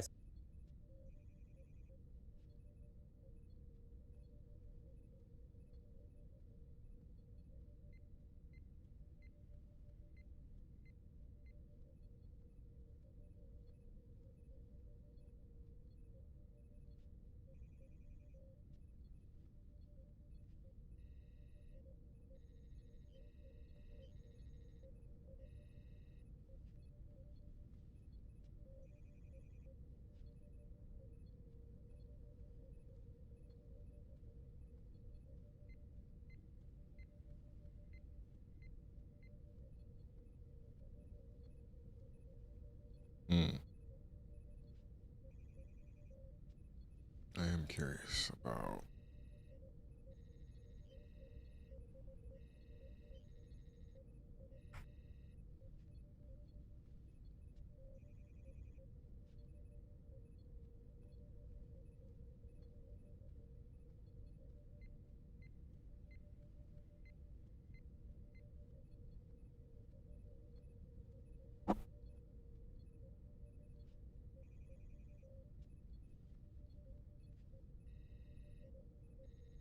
Pretty simple initial start screen, but again, in one shot, this is almost suspiciously good. Okay, so it's making the romance between two humans and not between a human and the robot. That's fine. So Alibaba has released Qwen 3.6, the first open source variant of the 3.6 series of Qwen, which is quite exciting. And I do have to say, I am a bit delayed in this video, so I do apologize for that. But the thing that I had intended to say is I've seen a lot of examples of folks sharing results that have been generated with this model that look like they were generated with a state-of-the-art frontier model from like 6 months ago. So I've seen people calling this like Opus at home and things like that. I don't know that that is truly the case, but it does seem to be kind of a clickbait worthy title, so I am going to think about that. But basically what I'm trying to say, TLDR, is that this model looks to be extremely impressive in terms of some of its agentic coding capabilities. So for today's video, we're going to be testing this locally on the NVIDIA DGX Spark, and we're going to do an LM Studio test with just some more general queries and maybe some multimodal image testing, and then we'll also be using OpenCode for some agentic coding tasks that I would normally reserve for state-of-the-art frontier models, but I figured based on the feedback it's worthy of pushing this really hard, so that's what we're going to do. So feel free to subscribe. I am trying to get to 100k so I can get myself one of them plaques, but regardless of that, the exciting thing we see here in just a brief bit of look at this documentation is that they're saying this is the first open weight variant of Qwen 3.6, which indicates to myself that there are going to be more open weight Qwen 3.6 models coming, which is very exciting, being that the 3.5 release has a lot of other variants aside from this specific one, which is of course a 35 billion parameter mixture of experts model with 3 billion active. Now for interesting things of note, of course we do have an Apache 2.0 license, which is one of the, I suppose, most sought after things to have in terms of an open weight model release. Additionally to that, we also have, of course, our traditional benchmark JPEG, and they do also have a dedicated blog post on their website here, which I'm probably just going to stick to Hugging Face, I guess, for this, but they do also have some additional benchmark information there and things of the sort. And we can really see right here that I don't tend to normally look at the benchmarks compared to models from other labs, but something I do very much pay attention to is benchmarks against previous iterations of the model self, which would be against this lighter purple variant right here. And basically in a lot of these, we see Qwen 3.6 is really kind of putting the Mac down, so to speak, on Qwen 3.5 for the same model size and parameters count. So that is somewhat promising and shows a pretty big leap in capability for just a 0.1 iterative update to the model name. So of course, keeping in line with the Qwen 3.5 family, this is a unified multimodal model, meaning there is no separate vision language series. This has the ability natively to see images. So we will be doing some testing based off of that capability as well. The context length is, where do we see it right here? It's 262, 144, I believe. Yes, natively and extensible up to over 1 million, but we're just going to be using it. I do believe I have it set to max context. I will have to verify that when we actually look at the settings it's being run with. Now, in terms of sampling parameters, I do have them set to the precise coding task, so keep that in mind, being that pretty much all of our tests are going to be surrounding coding related tasks, especially as this model has been hypothetically showcasing some pretty impressive capabilities. So really the thing to do now, because I would like to cut down on some of the lengths of these introductions, is to hop here into LM Studio, where I do have the model running. Now, of course, in traditional fashion, we're going to begin with the browser OS test. This is just the regular one. I have been running a slightly tweaked variant of this where 2 of the 5 game applications have to be 3D, with one being a GTA clone. Because this is a local model, I think I'm probably going to just stick to the older one where it just needs to include 2 games and it can decide what they are. If they're 3D, they very likely won't be. I should also note, in terms of the specific model that is being run here, if we go into the tab showcasing that, this is the LM Studio Community Q8 quantization for this model, so this is being run in Q8. And this model is a hybrid thinking model, meaning that it thinks, but it does also have the ability to turn that off if you want to. Likely for all of the tests that we're going to be running today, I will leave the thinking capability on. I should also note, just kind of as something random to throw in, I did purchase a 256 gig Mac Studio because it popped up at a local micro center, and I figured it was time to at least have something to allow me to experiment with MLX and Apple Silicon for local AI. So I will be hopefully doing some tests of various local models on that machine in the coming weeks or days, etc. That was 2,557 lines of code. Okay, that is one of the more lengthy browser OSs that I've ever received ever. And that was around 49 tokens per second, which is definitely a reasonable speed, especially for a Q8 quant on a memory bandwidth constrained device like the Spark. So let's go ahead and take a peek at this 2,557 line browser OS. So here's our browser OS. Okay, Nova OS. We have a nice sign in. Don't give me... Okay, sometimes, I don't think I've ever seen this where it's just too immersive that it just captures the more like annoying aspects of actually a real... I don't know what the... Oh, it's probably not going to prompt me for a password, is it? Okay, so I just freaked out for no reason because I had assumed this sign in would then request a password. I apologize for that. It is an odd time of the day. That is not the correct time. So first and foremost, this looks good. We do have a clock in the bottom right as well as the date, and we have some additional things that would be indicative of this being kind of like a fake laptop OS, like a battery level and then Wi-Fi and then speakers. Now let's try right click. Does have a right click. Pretty good one too. We have a lock screen. Uh-oh. Did that not work? All right, there's a lot of applications here, so I say it needs to have 5. Just on first glance, this appears to be almost double. So let's check our start menu. Very nice. Very, very nice. And we even have a search capability. Does this work? Yeah, it does. All right, let's just run through these sequentially. I don't normally start with the terminal, but as it was the first thing there, I figure why not? Who am I? Good. About. Okay. Webo. Weebo. Isn't that like an insult for someone who likes anime? I have no idea. We do have fake statistics as well. So 16 gigs of DDR5. We have our resolution. We have some additional information there as well. This is really not bad. Can we minimize and can we reopen from the taskbar? Okay, we can. Is full screen working? It is. So far, so good. Next up then would be the notepad. Oh, I didn't even check the resize capability. So we can't resize from the corner, but I just, after a misclick, noticed we can resize from the top, which of course now I can't click on. Okay, so it's like, hello, how are you? We have a character count, we have word count. Does it work? 4 words, 25 characters. Looks good. And does save it to, okay, so it just saves it to local storage. File manager. That was weird. It opened readme. Okay, so these are not actually, unless it saved that as readme. Regardless though, the somewhat like the directory structure here actually works, where if we go up one level, it brings us just back to root or home. So that's nice to see.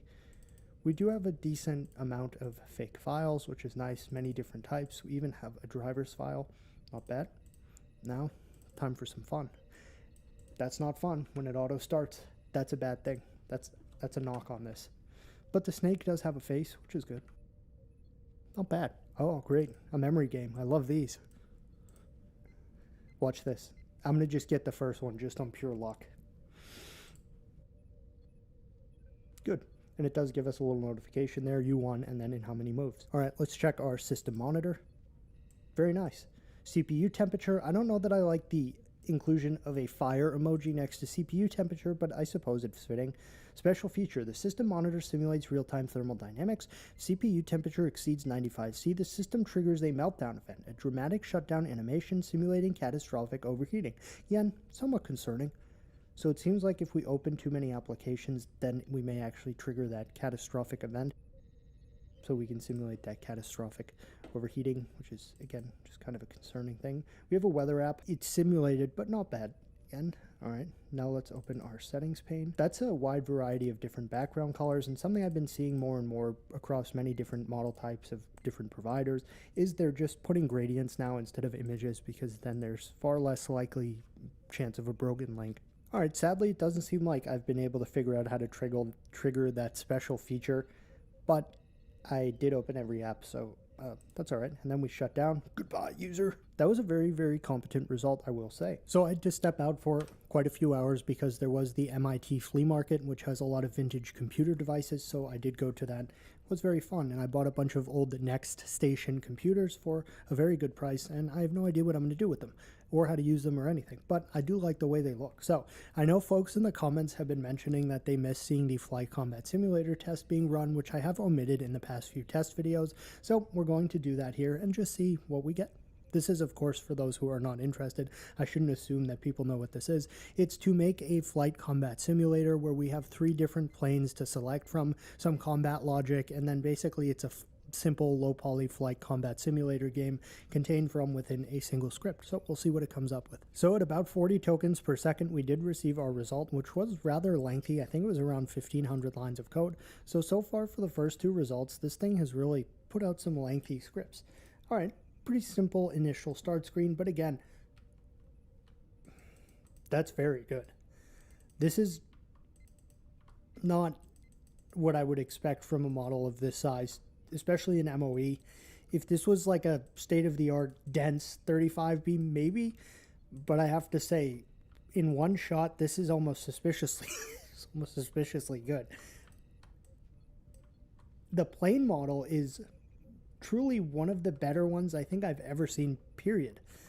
Oftentimes, if you watch the videos, they come in various flavors of extreme jank, and this is fortunately not the case. Now, I do notice I can't really seem to engage any of the enemies, and oftentimes in doing this test, like actually being able to make a flying game with like a decent environment is one part of the test. The other is whether or not any combat is actually possible. It doesn't really seem like it is in this case, but overall, just as a flight sim with decent models and nice clouds and environment and things, even with water and islands, there's an island right there, this is rather impressive.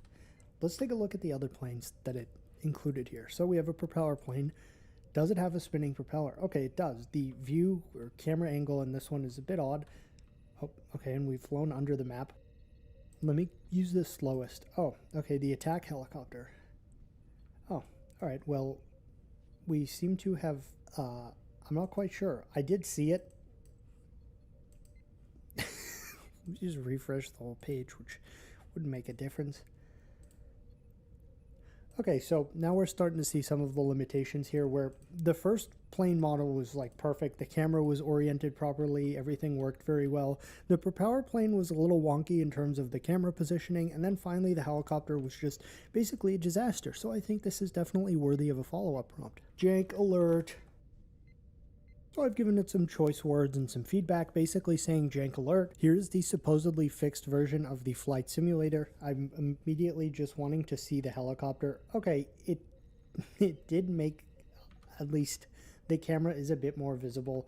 Sadly, it's still not 100% like where I'd like to be. Alright, now we can see a bit more of the helicopter model. Still, overall, for a model of this size, especially running locally at a Q8 quantization, so it is still quantized even though it's a Q8, this is quite alright. Just based on the plane models. Okay, I think the thing to do in terms of actually trying some enemy combat is just to see if the propeller plane camera issue was fixed. Not quite. Therefore, I will go back to the initial fighter jet and we'll just see if we're able to engage any of the enemies. So not 100% fixed, but again, the initial result was very, very impressive when just being judged based on the plane models, the environment, the competency. I was very impressed with this result, aside from any weird issues. Sadly, I had tried a bunch of C++ scripts and using OpenCode, not using OpenCode, just using LM Studio. Basically, I'm not going to waste our time in trying to showcase it. It didn't quite get it right. In OpenCode, it was getting stuck in thinking loops in plan mode, and then when going into build mode, it just compilation errors. So I think that's something perhaps outside the scope still specifically. So for this next test, we're going to be giving it a simple UI mockup of a website that was created with Nano Banana Pro, and I'm going to tell it to make this website as it is seen here in this UI mockup, being that this is natively multimodal, so this will showcase some of its ability to emulate what it sees in an image using code. All right, let's take a look at the replication of this UI from the image. I have to say, this is quite well done, especially considering the size and scope of this model. Now, I think the best way to go about this is to probably just take a look side by side at the source image that we have given it, which would be this one right here. And keeping in mind, this is not like a direct source image because it has visuals of like multiple different pages right here. But we can see, okay, we have Google, IBM, Microsoft, Salesforce, and Tesla. It did properly emulate those there in the bottom below this hero. We do have the same buttons, explore our platform, request a demo, and the image is of course not necessarily the same, but I do find it actually pretty impressive that it still emulated the brain image from the hero section there, and there is even a slight kind of glowing hover effect on that, so that's not bad. We have the 3 cards right here. They do have hover effects. We have the get started in the header, and it did actually try this little graph thing that we saw as well. So if we look, if I bring this right up, we see that the Nexosphere platform in action shows a little graph or web UI dashboard, and it did emulate that to the best of its abilities. We do have the names. I think it may have messed up the name right there. Let's take a look at the source image to see. Daniel PRHEM, Daniel FR. Okay, yeah. So, but that's kind of nitpicking. And then a simple footer. So I would say in terms of actually being able to replicate a website from an image, this was quite well done for the scope and everything of this model. Very, very good. Now, I really would like to get something going here with OpenCode. Unfortunately, the C++ test just seemed a little too outside of the scope, but I am hopefully going to find something it can do. So I've given it the Python 3D FPS test, where it must create a Python 3D first-person shooter with the minimap, visible ammunition tracers, do not use Ursina. So we wanted to kind of make this using a little more low-level hardcore math. And we can see initially right here, it's just starting out by checking what specific packages the system has right here. My assessment is it's going to be like, hey, I'm going to want to use Pygame or something like this, so we need to plan this out, and that's exactly what it is doing right here. So it's now checking to see if those dependencies are available, and if not, it will then try to install them or instruct me to install them because I don't know that it will have permission to do so. Now, something I've noticed here, and I don't know if this is a specific issue with using LM Studio as the model server or just a problem with this model in OpenCode, is that it will basically say, okay, I'm going to present my plan to the user now, and then it will get stuck in a thought loop and be like, but wait, I also need to think about this. That's what was happening with the C++ test multiple different times, though now it seems like it's just going to do follow-up questions. So I found 2 existing FPS game styles with all your features, but both have bugs. Should I create a clean merge version? That's funny. So there must have already been some on the system. I'm going to tell it, no, make your own. Okay, so it's getting PEP 668, which means they need to be installed in a virtual environment. Let's see if it understands that. Oh, okay, so it's just using break system packages, which is the way to override this PEP 668. Okay, I guess that works. The proper way to have done that would have been like, hey, maybe I should make a virtual environment and then install these dependencies from within the virtual environment. But nonetheless, it did get itself past that error. Perhaps not in the most ideal way, but, you know, we're getting closer to the goal. All right, supposedly we do have a functional game, and if I press enter right here, we should be able to see said functional game. Okay, maybe it's just taking a second to load. Now this is interesting because the entirety of the mouse is, it almost seems like the whole system has locked up, which would indicate perhaps not likely a working result. Can I open a terminal? Okay, good. So let's just close out of that. Okay, I think we'll just give it the description of the issue and see if it's able to remedy it. So that was actually cool to see. It did just do a test thing to make sure that it was actually able to open and show some form of visual element, which it said, okay, it did. So the issue is likely some rendering approach or something inside the code, which is cool to see. So unfortunately, after 2 failed tool calls here in actually being able to write the new and updated file, in the interest of time, I'm just gonna maybe pass on the Python test. I do apologize, but there's a lot of other fun things to do that don't require that. I'm doing another multimodal test, giving it basically as little information as I can. So this is, again, another Gemini created image of a simple demolition derby game. I've given it this photo and just said, create a low poly 3D game of this. I've not specifically denoted any specific language or dependencies it should use. I would imagine this will be web-based, but really, I want to see how well it does in actually doing that. All right, let's see what we get for our Crash Bowl game. I'm going to be honest with you, this is actually better than I expected, especially for a first result. So it seems we're within a barrier right here, which is why we're kind of stuck. I'm going to say something I like about this is the replication of the UI. So the minimap is not exactly working, but it did, like the Crash Bowl 24. The particle effects when we hit are kind of cool. Now again, it doesn't seem like we're... Okay, we are losing health here, so let's see what happens.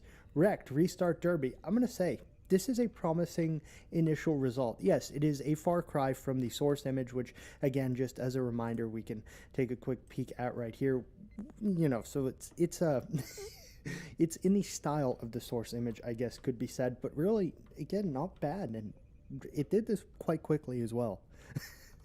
Wow. So I'm doing a more creative writing test where I've given it this image of myself shaking hands with a humanoid robot, telling it this is the cover to an upcoming book. Give me the title and chapter outlines for the book, and I'm parentheses put 5 chapters just to make sure it doesn't like really go crazy. Now, historically, when I've given, I think, these small local Quen models a test like this, I've seen a lot of thought loops where they just start thinking through a bunch of different potential options, and the downside of that is they never really actually generate anything. Now, okay, I don't want to read the chain of thought because it will spoil it. Okay, good.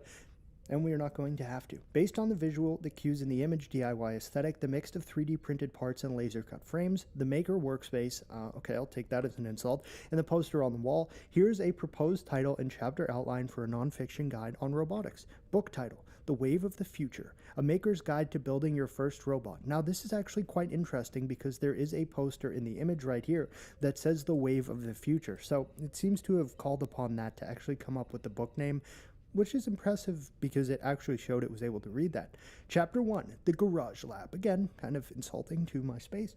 Focus, establishing the workspace and the maker mindset. Key topics, transforming a corner of your home into a robotics workshop, referencing the soundproofing and multi-monitor setup in the photo. Essential tools for the modern maker, 3D printers, laser cutter, and soldering stations. Safety first, the philosophy. Chapter 2, Skeleton and Skin, Structural Engineering.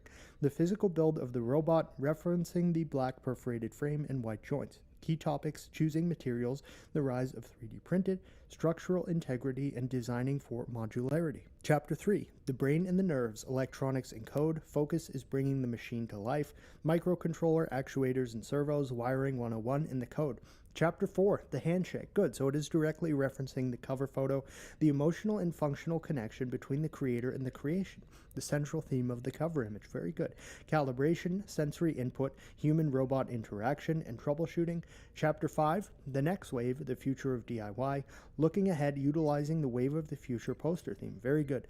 Key topics, integrating AI, social impact, community, and conclusion. You're now part of the new industrial revolution. This was a very interesting take on this photo. Now, sadly, I was expecting more of a perhaps fiction-based story instead of a more literal guide, so I will tell it that. The book is a romance fiction novel. This is where things go, just divulge.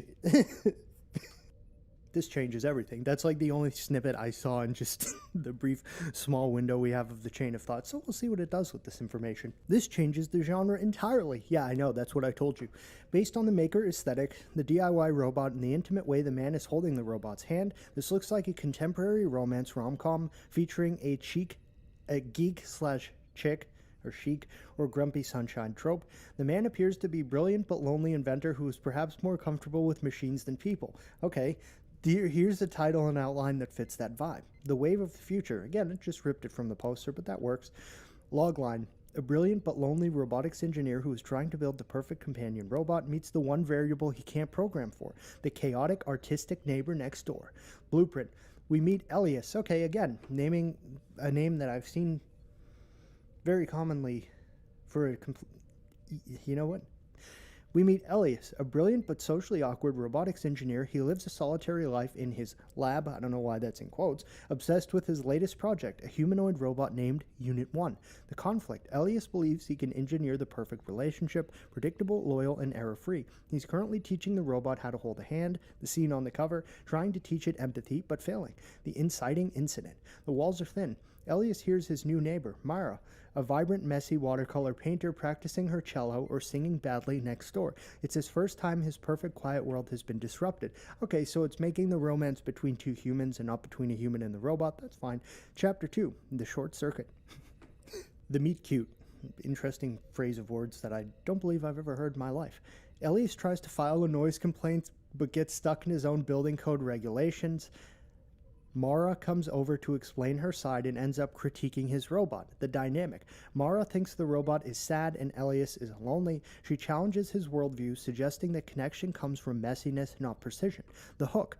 Mara offers to help Elias humanize the robot so he can enter it in a local tech expo, but only if he agrees to a social experiment. They have to go on 3 real-world dates or outings to test the robot's social skills. Chapter 3. System failure. Rising action. Elias and Mara spend more time together. He is fascinated by her creativity. She is charmed by his hidden kindness, revealed when he fixes her broken door or helps her with a heavy lift. What a kind person.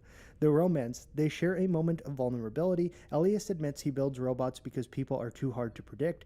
Mara admits she creates art because she's afraid of being ordinary. The robot, Unit 1, starts to malfunction in a way that mirrors Elias's growing feelings. He starts prioritizing Mara over his work, causing the robot to glitch. Chapter 4. The Glitch in the Code. The Dark Night of the Soul. I do believe that is the name of a music piece, like a very old one. The night before the expo, a major crisis occurs. Perhaps the robot malfunctions publicly, or Elias accidentally says something hurtful to Mara, claiming he doesn't need unpredictable people in his life. The retreat. Elias retreats to his workshop, locking himself in. He realizes that no matter how much code he writes, he can't replicate the spark he feels with Mara. He looks at the robot holding its own hand and realizes it's cold and empty compared to the warmth of a real human connection. Chapter 5. The future is now. The grand gesture. Elias realizes he needs to reboot his life. He doesn't build a new robot. Instead, he builds something for her. Maybe a custom music stand that plays her cello pieces, or a 3D printed frame for her art. The confession. He finds Mara and admits that he was wrong. He doesn't want a perfect program life. He wants the wave of the future, which is messy, unpredictable, and includes her. The ending. They reconcile. The final scene shows Elias and Mara working together in the workshop, with the robot in the background finally learning to smile, mirroring the humans.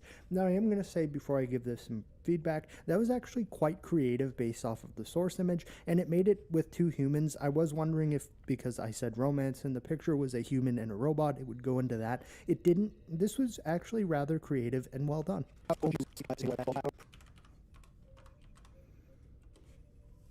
Okay, so it still made it like a human love story. That's all right. I'm not really interested in seeing what it's kind of like the same thing but with different names. Regardless, so that was quite a creative writing result. All right, let's do a 3D printer simulation test. This is another one that's been around so long that I would be surprised if it didn't do a good job on this, but regardless, sometimes it's just fun to see how it goes about implementing it, what printer style, etc. All right, let's take a look at our 3D printer simulation. Very, very, very good. Suspiciously almost good. And again, this is a test that's been around for so long, it would be surprising if it was done poorly. We have some interesting, like, I think that's supposed to be a Bowden tube or a nozzle or something, but I don't actually see the nozzle. Let's initiate a print. So the bed is heating up. Very realistic then. It won't actually start printing even in the simulated printer until the nozzle and the bed are heated properly, and in the top right here we can actually see the process of that occurring. Okay, how hot we going? All right, so this is a good temperature for PLA. Very interesting. Now, things have begun to lag, and I'm not 100% sure what's gone wrong, but I think something has gone wrong. 11 minutes. Interesting. Again, we're not actually seeing the emulation of the print, like meaning a nozzle there, but it is going layer by layer. All right. I'm going to reset printer, and then the final thing will be the triangle. Okay, and again, kind of the same thing. So overall, were I to judge this in independent specific pieces, the model of the printer and everything was well done. We would have hypothetically seen some layer by layer form, but the actual like printing, we don't see any nozzle moving around or anything like that. So truthfully, not as good as I had hoped to see, though the model and things were good for the printer. The final thing I'm going to do is the ship combat simulator, mainly because I want to see how this implements the water effect that is required for this game. Now, this specific prompt that I've given it does not actually tell it needs to be contained within a single web file, and it doesn't actually tell it to use any specific language or any specific dependencies, though as we had done something like this previously and it opted to just do it in web, we can see the same exact thing is happening right here. So I'll be interested to see the water effect.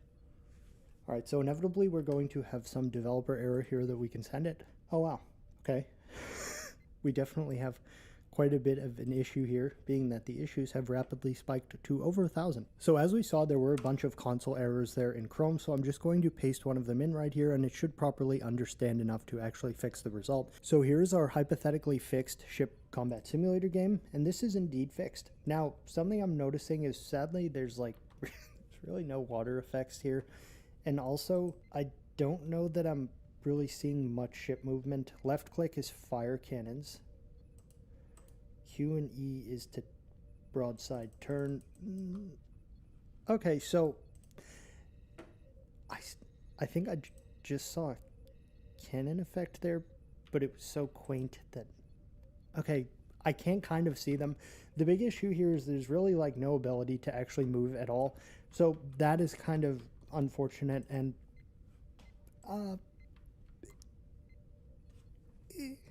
so overall, this is going to conclude the first look and test of the Qwen 3.6 35B-A3B model. I really do think that some of the results we've seen, mainly the OS, was just so ridiculously good that it may have made its way into the training data. We can't discount that, but nonetheless, it was still quite impressive. Though the flight combat simulator game, even in the first result, where the plane model was really well done, the environment model was well done, there was terrain, height to the ground, there was even water, the clouds looked good, everything here was really well done from an actual like 3D model standpoint. And something else I will say is its visual capability seemed quite good as well, where it replicated this website just from a source image that was created as a mock-up with Gemini. Its creativity and storytelling is, of course, it's there. And overall, I think this model really punches above its weight class just in terms of its ability basically to do like web stuff. As we saw, if I leave it in the video, unfortunately the Python test with OpenCode just didn't really work very well. I had tried C++ with it and it was just kind of disastrous through OpenCode to the point where it didn't even make its way into the video. So I don't know specifically how well its abilities will translate over into different languages, but that is of course something folks will try depending on the use case they they have that would necessitate that. For closing thoughts, this really is a strong model, and because of its relatively lightweight in terms of actually being able to be run on a wide variety of kind of hobbyist, enthusiast level hardware, I would go out on a limb and say this is probably one of the finest local models for folks to be able to run when factoring in whether or not it's realistically able to be run on a lot of hardware. And this model absolutely 100% is, which I think makes it pretty special. And I've been seeing still to this day a lot of cool, impressive results that folks have been sharing that this model has made. And it's exciting to see a local model with such stark capabilities that is not really too big in terms of what it takes to actually run it.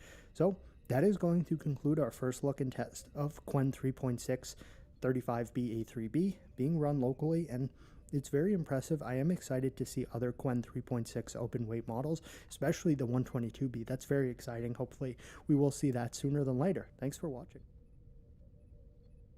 Welcome back to another episode of Decoded. Today I'm back with YC visiting partner Francois Chaubard to talk about one of the most interesting recent trends in AI research, recursion. Specifically, we're going to talk about how we can improve a model's reasoning performance by using recursion at inference time rather than by just making the model bigger and bigger. There were two papers that made the power of this approach really clear in 2025. One on hierarchical reasoning models, or HRM, and another on tiny recursive models, TRM.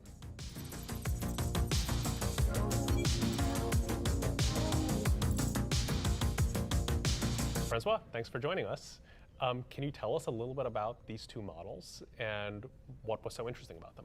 Sure. I guess to set up a little bit of a foundation, you already did an amazing lecture on RNNs and LLMs in one of the previous videos, so I won't overdo it, but just to give the cliff notes, an RNN is just a model that you recursively call again and again and again on itself, and we were very much in the belief that this was required to get to AGI. Peak RNN use was probably until 2016 with the Alex Graves NeurIPS keynote, which is just fantastic, and all his adaptive compute time work. So this is about 10 years ago. People were working on these models. This was in the era of LSTMs and LSTMs with attention. Yeah, and depending which professors you talk to, before attention was invented. Yes, yes, totally. Yeah. And I think what really was the limiting step on RNNs in general was this thing called backprop through time, where you roll out the model, and then to update the weights, you need to approximate the gradient, and you step back, and you keep rolling out. And as the model gets bigger and bigger, and as you roll out for more and more steps, then you have all these accumulation of errors, and the gradient gets noisier and noisier, and then it just kind of stops to work. Yeah, so you have these like vanishing or exploding gradient problems, and it's because if you have an input with 20 steps, you're like multiplying these matrices 20 times, and that causes and we're talking about doing context length of like 1 million or like a billion, and so like it's not even just 20, it's like 1 billion. And even worse, you have to retain the activations at every single step. And so like if this were happening in your brain, you would need like 1 million copies of your brain at every single activation so that I can backprop through it. There's tricks around this that you can do, and you can do gradient checkpointing and things like that to reduce that issue, but then you just like trading off memory for wall clock time and compute. Right, so now if you contrast that with LLMs, the ones that people are widely using, these, while at face value they appear to be similar, at training time they're doing basically this one-shot feed-forward process for every input, right? The LLM, the transformer block, can take all of the inputs in parallel. It's not actually iteratively going over them one at a time at train time, so you don't have this needing to store tons of activations problem or this giant vanishing gradients problem with them. Yeah, exactly. Like it's actually like all happening in time in one shot, magically. And that was like the trill or lower triangle trick that kind of happens, this causal mask that occurs. And so you actually do all time steps in one shot, and you forward pass a feed forward model on all time steps in one shot, and you backwards in one shot. And it's amazing for train time in terms of like wall clock. It requires a lot of flops, and it still requires a lot of the memory. You still need it there, but you don't have the vanishing gradient issue. And what you actually paid for that you have to give up is this latent reasoning thing and this compression in the time direction. There is no compression in LLMs. Every single decode that I do, I still have to retain the entire Shakespeare novel just to like decode a little bit. And in RNNs, you don't have to do that. It's all compressed in this hidden state that you kind of roll out. Okay, so let's talk about that in a little bit more detail. Like, you refer to this inherent reasoning ability. many people think about LLMs as doing reasoning, and we're going to talk about that a little bit later. But help me understand where you see the biggest limitations in LLM's reasoning ability is in terms of what the model does in an actual forward pass. Yeah, and so I guess we go back to ChatGPT-2. GPT-2 was this landmark architecture and paper that basically was just get next token, next token, next token, and it kind of worked. And like we just watched val loss go down, perplexity goes down, like the model just is more performant, looks better, starts to make some Shakespeare that actually sounds somewhat plausible. Right. And then we have to get these things to reason and to actually solve some really hard problems. And I've done extensive experiments on this, but like if you take, for example, sort, you have infinite amounts of unsorted lists and you give it sorted lists. You keep feeding it to the model, it should work, right? It's actually impossible for the model to map from unsorted list to sorted list. If I have in a one-shot, basically. In a one-shot basis, yeah. It's like literally that we know a theoretical lower bound that for comparison sort you can't do better than n log n steps. And if I have a list that's 31 characters or elements long, and my transformer is 30, I run out of steps to do comparisons. Right. It's not possible for me to like do all the steps that is needed to be done. In HRM and TRM, they use Sudoku as an incompressible problem. Similarly, and so are mazes. Those are incompressible problems. Rolling sum, incompressible problem. So when you mentioned the sorting algorithm, when I think back to my algorithms class from college, the one way you could get faster than n log n in a sorting algorithm is if you had some access to an external memory cache. If you had some tape you could write to, then you can actually do faster than n log n by basically selectively putting things onto this memory. And I suspect that's a key limitation of these LLMs in that because there's no external memory tape inbuilt into the model, you lose certain performance possibilities in terms of how fast you can go. That's right. And so I guess like radix sort would be like the most common one. You had like depending on the number of buckets that you have, you can kind of get from n log n to order n. You can't get less than n. You have to touch all the elements. Sorry, you have to do that. And if you run out of layers and transformer layers in your neural network, then you ran out of chances to do that. Yeah, so this is just like this is like going back to like Alan Turing now and like a Turing machine, right? Like, so what's the analogy there exactly that we should think about in terms of LLMs? I guess not quite satisfying how you think about a Turing machine. Yeah, so let's just talk about like ChatGPT-2, GPT-2, the original, like no bells and whistles. It's just a feed-forward model, and so it's just forward passing one step and taking an input, creating a bunch of outputs. In the Sudoku case, if I have 50 different potential squares, steps, and it's provable that I can only do one given this information, then and I have this many layers, then that's all I can do.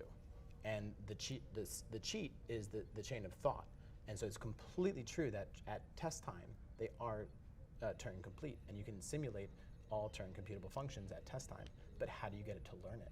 You need to train it, and that's where unless you're training it on human labeled traces, for which there's a lot of problems like the Millennial Prize problem. We don't have the trace for it. Right. So we'd love to have the trace for it. It just doesn't exist. Totally, makes sense. Okay, so with that context in mind now, let's talk about these two papers, because I think that sets up a lot of the contrast we're going to draw between these papers and the models that people are maybe more used to. So let's talk about HRMs first. Walk me through a little bit about how this model works and some of the intuition behind it. Sure. So this is directly in the lineage of RNNs. There's not that much novel from like the RNN standpoint, at least in my opinion. They do have this idea of, inspired by the brain, where I have like, there's different parts of the brain that operate on different frequencies. There's some that operate at a really high frequency, which is on the low level of the hierarchy. Some that operate in a really low frequency, which is the higher level of the hierarchy. And the interplay between those things is really interesting. So this is like literally in the human brain, there's some like bio inspiration here, which is that like you have like different waves running at different frequencies at different parts of the brain or something like that. Yeah. Okay, cool. And I guess that's one interpretation of it, of the way that they're talking about classifying these hierarchies of frequencies. And the most interesting part, at least for me, is the way that they train the neural network. You take in some X, some input, whether it's a incomplete Sudoku puzzle, a maze, or an ARC prize challenge. You do TL steps with the lower level module. then you do go to H, you do that TH times, and then you have N sup outer refinement steps. Yeah, so you basically are like running through the input with a given matrix, with a given transformation repeatedly on it, and you're doing that through 2 levels of refinement, and then basically running that process several times. Yes, so there's exactly 3 levels of recursion occurring here. There's the low level, there's the high level, and then there's the outer refinement steps. And we're calling it recursion because it's the same weights that are being applied repeatedly. We're not changing the weights in between these steps. Exactly right. Cool. You get to recurse on the LNet, LTL times. You recurse on the TH and the TL, this looped recursion, TH times, and then you do N sup, you do this whole outer refinement step, N sup times. Cool. And so what's the basic intuition for why that works? Like, why does that produce an effective paper result, and what even were the results that this paper showed? Yeah, and so, I mean, this got state-of-the-art on ArcPrize 1 and 2. This was only a 27 million parameter model that was only trained on ArcPrize. So it's like 1,000 inputs or something like that, like puzzles basically. It's literally 1,000 tasks, which is extremely small. There is no pre-training at all. This starts from like literally tabula rasa weights, and it can outperform at that time. If we go back, you know, we had 03, if you remember back way back when, and 03 gets 0. Literally 0, and this got like something like 70% on ArcPrize 1 at least at the time, which was just a huge breakthrough. And so kind of the way you can kind of think this is like variable scoping. And so like if I have like, you know, 3 nested functions, I guess the first, the lowest level function has like scoped variables, which they'll call ZL, which is the carry that inits the 0. A latent variable, basically. Latent variable, yeah. In like traditional RNN literature, they would call this the hidden state, the low-level hidden state. And I get to recurse, and then I pass back that ZL back to the outer scoped function, the higher level one. I let that one do 1 iter. It goes back and calls the lower level again. It does this whole thing in a third outer loop, which is called the outer refinement step. Okay, but when you describe it like that, it seems like it would have the same backprop through time problem that you would have at RNNs. And I think they came up with a clever trick to basically get around that. So like, what was that trick that they figured out? And this is really the crux of the paper that like differentiates it, in my opinion, in the literature, is they, instead of doing what Alex Graves did in all of his papers, from neural Turing machines to adaptive compute time to differential neurocomputers, is he always backpropped through all of the recursion steps. And he was limited by backprop through time, so you could only make the model so big. You have all these issues, vanishing gradients, et cetera, et cetera. And what they do is they kind of have this DEQ a method of doing fixed point iteration. So that's like deep equilibrium models. Deep equilibrium learning, where if I take a batch, and this is completely counterintuitive as a computer vision person, because you'd never do this, but it actually does make sense, and I'll explain why. If I take a batch of like ImageNet or CIFAR10, and I forward pass through the model, and I get some loss, and I backprop, and I update the weights, I would go get a different batch for the next one. But what they do instead is they actually do that 16 times. And so, and as you do that, you actually can see the change in your residuals get less and less and less. And why it actually makes sense is because when, in the RNN case, the ZL and the ZH, which are the carry, the task carry, start out the hidden states. The hidden states start out at zeros. Those are zeros. Then we go through this whole loopy recursion, at least the 2 loops, the 2 lower loops, the TL and TH steps, and then I backprop just through the 2 modules, just once, and I don't recurse all the way back. I do a stop grad. I stop right there. And then there's a huge residual, and then I don't reset ZL and ZH. I do it again at a different point in the carry or hidden variable space. And so one can actually look at it as like a different batch every time, even though it's the same exact X's. Yeah, like the way I kind of think about it is like the 16 or whatever that you're recursing over, it's like constructing a mini batch, not from different inputs, but from like different memory states, basically. It's like across this hidden or carry memory access, basically. And that math holds, and it works. It follows DEQ directly in the event that the ZL and the delta in ZL and the delta in ZH go to 0, which it actually doesn't do. And so we'll get to TRM, but Alexia basically shows that it's just not the case, and you can't actually apply this math. And that's why it's working. That's not sufficient support for why it's working. We actually don't know why it's really working. And she figures out that you actually can backprop through all the way to the deep recursion, which we're going to get into TRM in a second. And that actually improves performance much, much more. Interesting. Okay, so before we get into TRM, yeah, on this paper, I think there's a bunch of different ways people have looked at this, right? In terms of how they came up with it, and then why this may or may not be working. One is a sort of bioplausibility argument. Now, as you know, I'm usually not super keen on these. I think machine learning tends to have a long history of people starting with bioplausible arguments, and then realizing that there's some variant of them that seems highly bio-implausible that actually works better. I think you have example along those lines, right? The classic, the first deep learning paper that started this whole craziness is AlexNet. And in AlexNet, there's actually this funny little thing called like local receptive activation or depression or something like that, where like once this activation fires, then like I have this like, a refractory region or something like that. It actually doesn't work at all. And like it didn't work, and you didn't need that. And then VGG came out and said, get rid of all that, just like go deeper 3x3. and 3x3 conv, and it actually just like outperforms dramatically. And so like this is like always maybe you need to do it to get accepted into NeurIPS. Yeah, sure, totally, yeah. You're definitely the expert here, but what do you consider to be bioplausible and what's not? Well, I think that a lot of machine learning literature has overlapped a lot with people working in neuroscience. And I think it is very natural for us to ask questions about how does our brain work, because our brain is like an incredible instrument that does a ton of computing, obviously, and does it in a very shockingly efficient manner, it seems like.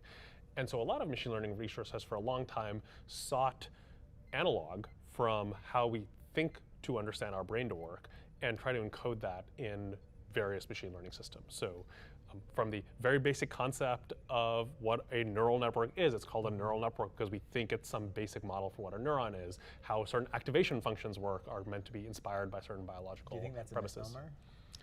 The thing about them is that often we use bioplausibility to inspire us to come up with ideas, but we end up veering away from the bioplausible to something adjacent to them that is likely bio-implausible, but that seems to work better. And I think it runs better on a GPU.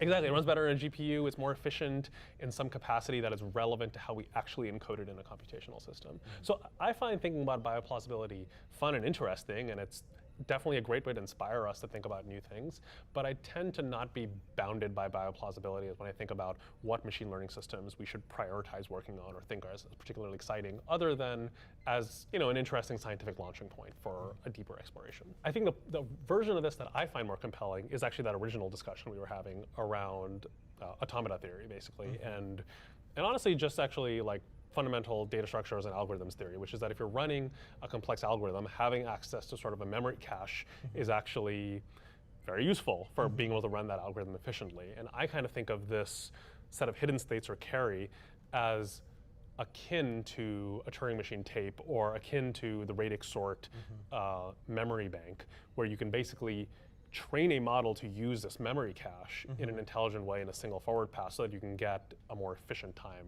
operation that would otherwise require some sort of more complicated reasoning.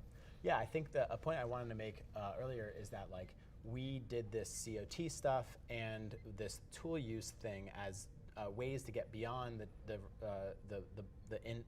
limitations of GPT-2. And so the way that we get, you can actually, I've done this experiment, you can actually, if you give me infinite amounts of unsorted lists and sorted lists, if I can do chain of thought, and I can do every single step and teach it to do every single step, then I can actually get it to do sort and become a Turing machine at test time. And similarly, an even cheaper one that is much easier to do is you teach it and you say, hey, there's this Python function called sort. Just call the function. Just call the function. And like, that's the easiest thing to do, and you don't need backprop at all. And so those are the two hacks. Now, well, Francois, this is solved. Like, we're done, right? No, because I needed to know what sort was. What happens if we didn't know what merge the sort? chain of thought is not going to inherently discover sorting from first principles. It's finding it from our historical knowledge of everything it's trained on. Yeah, I mean, this is like the Demis had this whole thing about like the ultimate test is the Einstein test. Like go back to 1911 and then like have it rebuild all the physics up until now. Similarly, let's just pretend that we only had bubble sort. We knew no other sort system. if you chain of thought it on all the bubble sort input and output, it will only do bubble sort. In fact, it won't even do bubble sort that well. Like, so this is the best situation. And then the tool use, of course, it can only know bubble sort. I want to get to merge sort. How do I discover merge sort? And I think the interesting thing, just to emphasize here, because it may not have been extremely clear, is there already exists some type of recursion that people are used to in LLMs, which is chain of thought we mentioned earlier. But that is a recursion that's happening in the token space of the model's outputs, not inherent to the model itself. And that's sort of the fundamental limitation, is that the model can only do a feed forward one-shot output, and then we basically just have this hack that if you keep letting it output things, then it can read its outputs and do somewhat intelligent seeming things with it. But it seems to sort of be upper bounded by the data that we feed it, that the labs are very hungrily buying right now, and not this sort of like inherent underlying recursive reasoning. Yeah, so in both cases, both hacks to solve this in COT and tool use, you're bounded by the bounds of human knowledge. In the event it's outside the set of human knowledge, then like you're kind of SOL. And so that's one. The other, you make a great point about discrete versus latent space. Reasoning in a discrete, it can only output the carry. In the case of LLMs, has to be snapped back to some discrete token space. And in the case of RNNs in general, they remain in this continuous latent space, which is much higher dimensional. If you give me like a tape that's this long and you cut it up into 10 buckets, like versus all the possible values in between, exactly, yeah. It's much more expressive to be in continuous space. But we can't train it that way because we actually, because you're inhibited by backprop through time largely. And this is why this paper's so exciting. Okay, so before we then go over to the TRM paper, let's just summarize here. What matters most from the HRM paper that we should take away before we transition and contrast it with the TRM paper? Yeah, I think that the number one piece to take away is this outer refinement loop. The outer refinement loop scales, and there's a great breakdown. Basically, the Sapient authors, which huge kudos for this paper because there's so many innovations in this paper, didn't really do like scaling ablations on every single one of the inputs, but this guy Constantine at Francois Chollet's company, India, actually did. And it's this amazing breakdown that he posted on YouTube that you can go check out.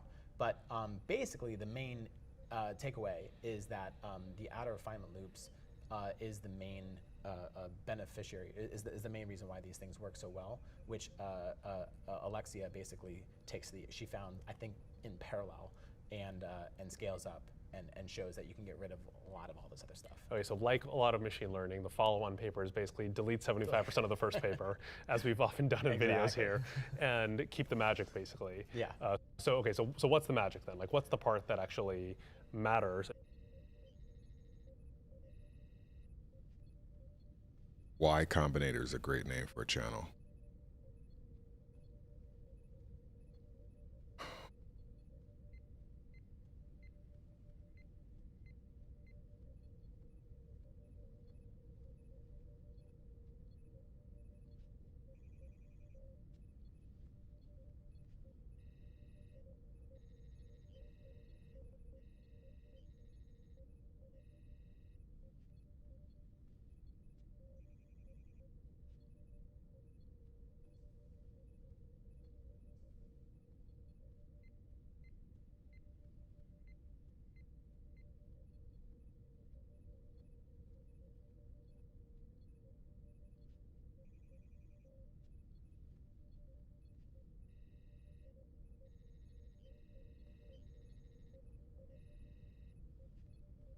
I did.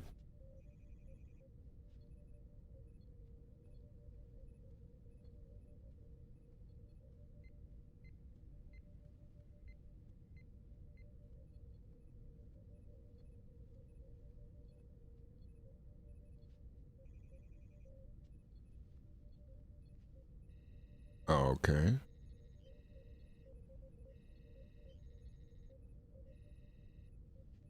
That was weird.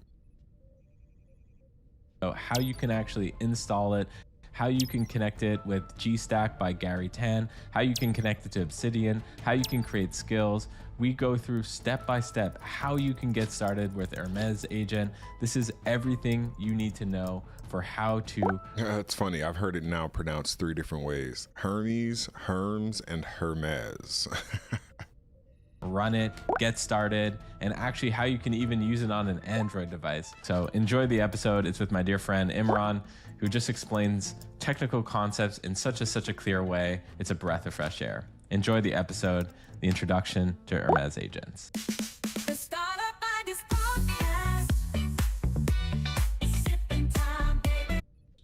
The first issue is that I kept having to tell it to do the same things over and over again because there was no built-in memory system, right? And this is a common problem. The second problem I found was that I had to keep restarting the gateway. I think there was a day where I had to restart the gateway once an hour. And so that was like really useless. I felt like I spent more time setting up OpenClaw than I was actually like using it to make my life better. And the third big problem with OpenClaw for me was just that it was eating up tokens and I had no visibility into how or why. So I quickly migrated over to Nebula, which is if you're looking to build, if you're looking to kind of have just like an AI coworker, Nebula is probably the better tool.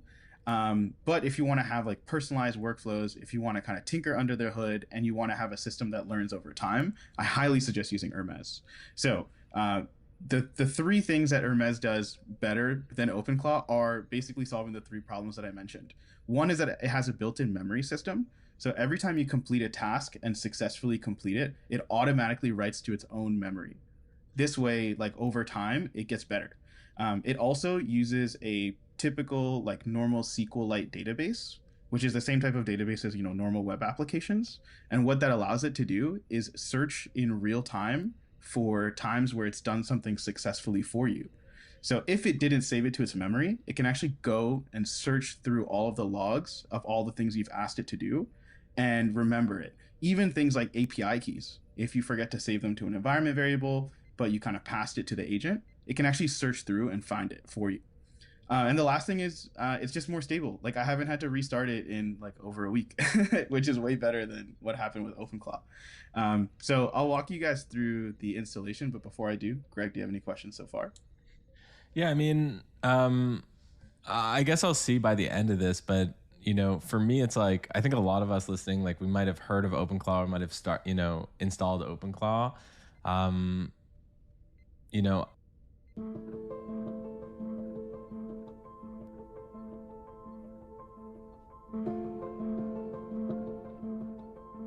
Hi, I'm Ili from SCSP.ai.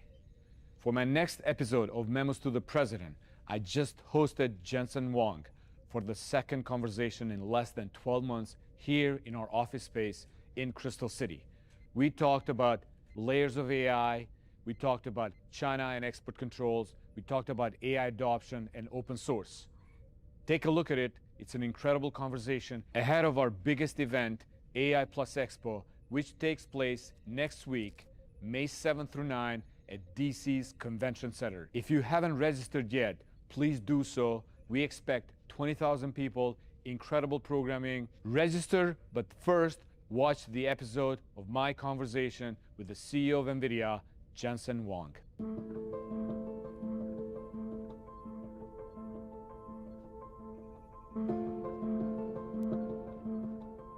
All right, welcome back. I'm here sitting down for the second time in less than a year with the founder and CEO of NVIDIA, Jensen Huang. Welcome. Very happy to be here. It's an honor to have you, Jensen. And it's incredible. I was watching our podcast from last July. So many things have happened. So many things have evolved in the AI space. But let's start by talking about the state of AI first. You talk about the AI scale versus computer scale, and how today's world, what does that mean, and how it's different from the computer age. Can you elaborate that a little bit? We're in a new computing paradigm. Artificial intelligence, if you break it down to the basics of computing, the way we used to do computing is essentially retrieval-based computing. We would pre-record information, take a picture, record a video, write a story, do a brief, so on and so forth, and we put it online. That's why we put it in a data center, a center of data. And then based on whatever retrieval method you use, if you're shopping, it's probably a recommender system. If you're doing search, it recommended a list, and you click at something. Or if you use YouTube, it just feeds you whatever it feeds you. And so then once you select, it would go and retrieve that file for you.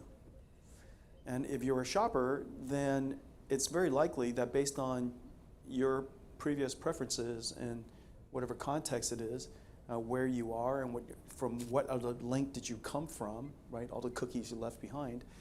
It might use that information to recommend one of maybe 16 versions of ads that's already created for you. It's all retrieval-based computing. So far, all of the way we largely use computing, we create content and we retrieve content. Well, the way that we do computing now with artificial intelligence is based on your context, based on your request, based on your intentions. It would then generate from some initial seed of information. It could be grounded in some fact, it could be grounded in a piece of report, and it generates information for you for the very first time. And every single time it's, largely different. And so it's generative computing. It used to be retrieval based, now it's generative. The benefit, of course, is that every time you use computing based on your context, based on the changes of ground truth, based on your intention, intelligence would be applied and provide you the information that best suits you. And so that makes sense? Okay, that's the big breakthrough. And the reason for that, we need so much more computation instead of a bunch of storage. We need a lot of computers. That's the fundamental difference. Now, of course, the big breakthrough is because of that, we have to learn how to perceive information of all kinds. It could be text, it could be video, it could be images. We have to reason about what it is that you're asking me, the context and your intent. And then I have to plan to answer your question accordingly. It could be providing you an answer or providing you a summary, or maybe write you a brief based on all the things that I've researched, or even do some shopping for you. And so we went from retrieval-based computing to generative, and on top of that, we've now made it possible for us to do tasks. Right. And so artificial intelligence is really about that journey. Right. I want to ask you a personal question here. When was the first time you saw a chatbot, and how did you react to that? The first time I saw a chatbot was shortly after NVIDIA built Megatron. Before the first large language model was announced, NVIDIA announced with Microsoft the first large language model. It was called Megatron. And Megatron was about 400, 500 billion parameters. The technology that we invented to make it possible is pre-training the models. And together between us and Microsoft, we pre-trained a really large model at the time. This is probably mid 91, late 91. Okay, so this was before ChatGPT. And the thing that was great about it, of course, was it encoded, it was able to memorize a lot of knowledge. But the thing that we didn't invent, that OpenAI invented to make ChatGPT useful, is the concept of alignment, reinforcement learning, human feedback. And as a result, you give it a prompt, the Megatron, you give Megatron a prompt, it would generate it would start spewing off all kinds of things that it was encoded in its memory, and it was just nonsense, and it wasn't very useful. And we were waiting for another great invention, was reinforcement learning, human feedback. We have a segment we do every week here in our office called... But the first time I saw ChatGPT, I was mind blown. Yeah. I was so happy to see it. Yeah. We have a segment called AI in the Office here. We record every week one of our staffers. What did they do with AI last week? What did you do with AI last week that really was interesting? Yesterday, I was using it to finish my shareholder letter. And so I'll outline something, and then I'll say, go off and read everything that I've already read, I've already said, and all the things I've already written, all the keynotes that I've already done. And based on this outline, just populate it with things that I've already said. Just give me a basic framework.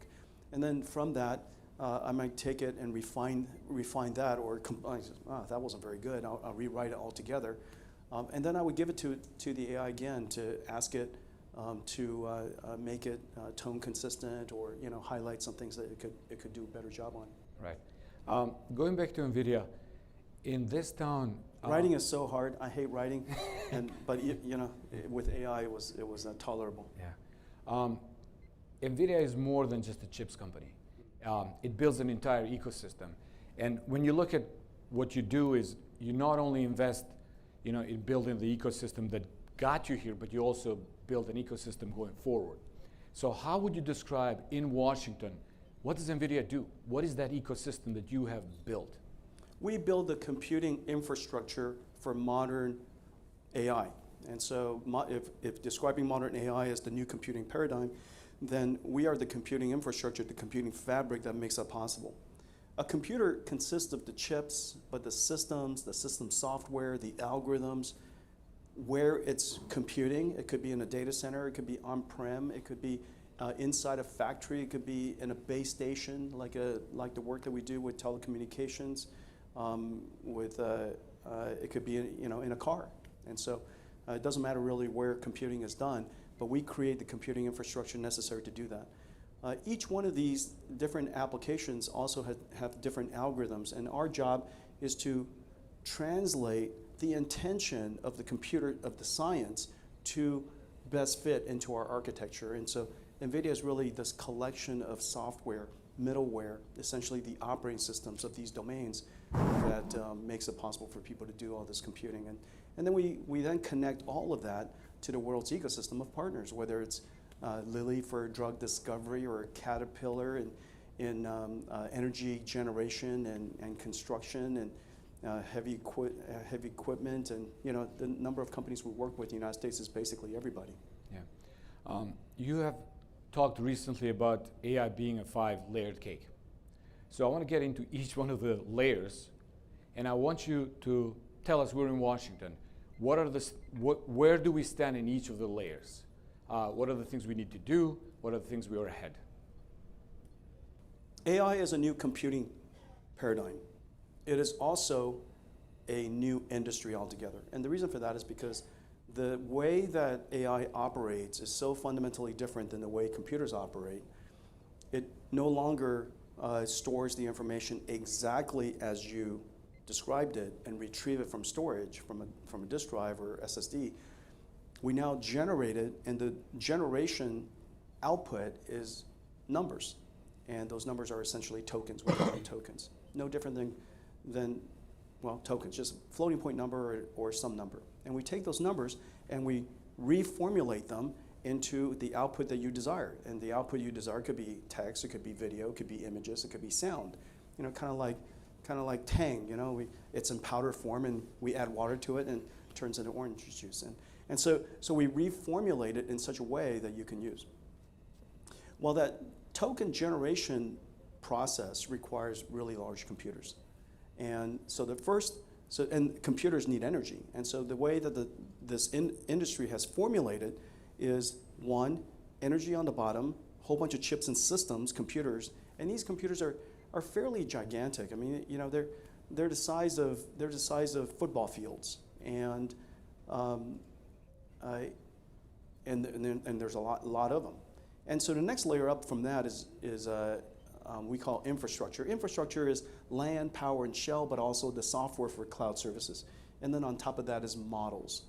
And on top of that is really the most important part for the United States and every single country is the adoption of the technology. And this is, in fact, the layer that I'm most concerned about. There's one area that really worthy of us spending time to talk about is making sure that we are mindful about, on the one hand, making sure we have proper guardrails and keep people safe in the application of the technology, but to ensure that the United States is in the front, at the pioneering front of applying the technology, because it drives so much productivity and prosperity and technology, and as well as economic leadership. We can't afford for another country to leave us behind. We were the front runners of applying technology in the last industrial revolution. We need to be careful not to be the last in this industrial revolution. And so the 5-layer cake starts with energy, chips, infrastructure, models, and even models We of course think about large language models, which is the things that we can engage easiest and most. But remember, AI can represent information of any kind, and some of the most important information we represent isn't language and numbers, but biology, chemicals, physics, articulation, animatronics. All of these types of information is represented by these tokens. And it's really important to recognize that when we think about AI, don't just think about the chatbot and the services we're talking about. There's enormous industries that are adjacent to it that don't get the voice that some of the AI companies get, but they're super important to the future of our nation. And so the AI models and the applications on top. Can we talk a little bit about the energy? Obviously, all these models require a lot of energy going forward. We have a lot of hurdles in that space, from the grid, where we are, from building the necessary pathways. We work a lot on fusion, but solar. So there's a variety of ways how to get to the energy needed. How would you assess our energy situation right now? Well, Eli, that's a really important question. I think, first of all, you got to take a step back and ask ourselves, do we want to reindustrialize the United States? Do we want to bring back to the United States this entire sector of the economy, this entire sector of labor that we consider essential to having a properly shaped society and a properly shaped economy? We've become a nation, an economy where unless you get a 4-year degree, unless you get a master or PhD, you're going to get left behind, and that's unfortunate and unnecessary. I think we can all agree that that's unfortunate and unnecessary. We have to reindustrialize this country. For the first time in a generation, we have a market force that's incredibly powerful to drive the reindustrialization of our country. AI will cause us to create several plants. The first plant is chip plants. We're the largest AI company in the world today.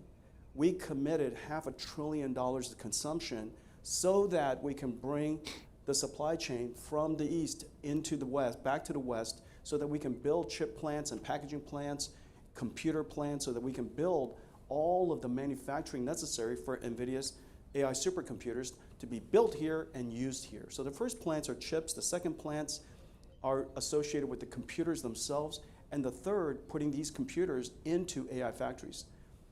Altogether, we're talking about trillions of dollars of manufacturing, high-skilled labor jobs. We're going to create enormous amounts of manufacturing opportunity here in the United States.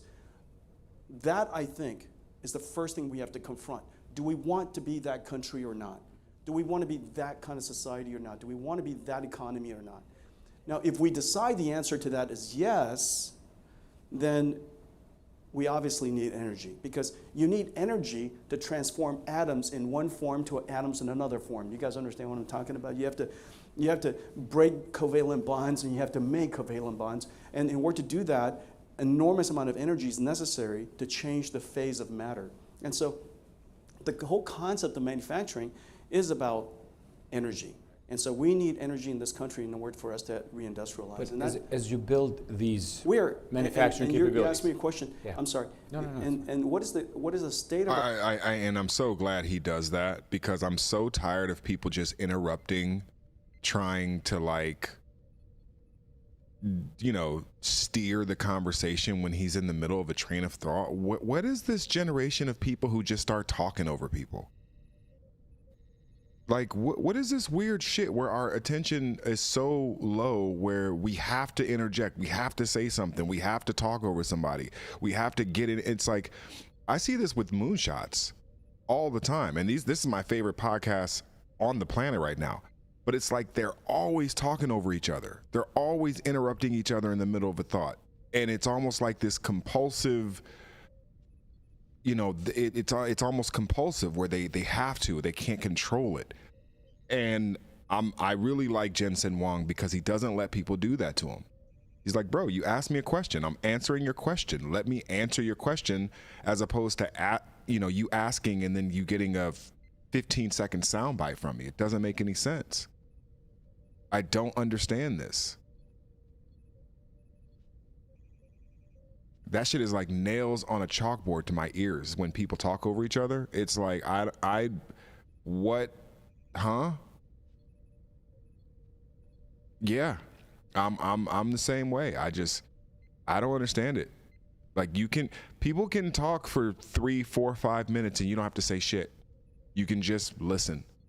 But a lot of these interviewers, they feel like they're a part of the show as well, or they're a part of the interview as well by trying to force their involvement in where it doesn't have to be. You can just ask the question and let it breathe. You know? So I'm glad he does that. He's polite, but he's forceful. He's like, you asked to interview me. I don't have to sit here and truncate my answers and shit like that. Our capabilities, right?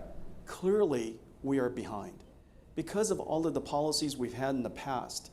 All the concern. What I often think about too, in that, I just got to say one more thing, is that many times when people interject like that, it's because they're uncomfortable with the information being presented to them. And so it invokes a compulsory action where it's like you're talking about something where it's like geopolitical politics and people get squirmy about geopolitical politics. So it's like, let me just interject so I can kind of steer you in a way that's not so uncomfortable. And it's like, no, let him say what he's going to say. And if it's uncomfortable, it's uncomfortable. Concerns about climate change caused us to, of course, underinvest in energy.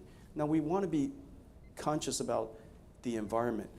Everything has to be balanced. And so now the question is, what do we do going forward? The first thing that we can do is we can modernize the grid. We can make the grid more efficient. We over-provision in the grid, as you know. We have to make sure that our grid can take care of our society and all of our infrastructure on 12 of the worst days of the year. The rest of the time is over-provisioned by enormous amounts. And so the question is, what kind of service level agreements can we come up with so that the power utilities can provide excess energy when they can, and during the times when they can't, now we have to provide for subsequent backup energy. The backup energy can come from solar, it can come from nuclear, all kinds of sustainable energy in the future. But we have an opportunity right now with this incredible market-driven force to take advantage of this opportunity to make sure that the United States become a manufacturing nation again, create enormous amounts of manufacturing labors and jobs, and high-skilled and high-paying jobs. And then the second is to use this opportunity to enhance the energy system of our country. In July, when we last spoke, you talked about the next wave of AI being Great point, Biddy. It's May now, and My goodness. we're living it. My goodness. Yeah, can you talk a little bit about how do you assess the state of agentic AI right now? There's a lot of conversation yesterday we've had here and in town about the state of agentic AI. The successes, the failures, and what's happening right now. The big breakthrough from large language models to chatbots was reinforcement learning, human feedback. The large breakthrough from large language models to agentic systems is a system called harnesses. The model itself advanced, no doubt. The pre-training is improved, the reinforcement learning is improved, teaching it how to use reason better and tool use, all of that is improved. However, the big breakthrough is the concept of harnessing these large language models so that they have connection to ground truth, so that they could do research, so that they could use the web browser, so that they could reason and have memory and improve itself and communicate with others. And so these agents in the last 6 months made enormous breakthroughs. Almost all of them perform incredibly well. We're big fans of Codex and Cloud Code. Both are incredibly good. Codex 5.5 just came out, huge breakthrough, big leap, and Cloud Code obviously incredibly good.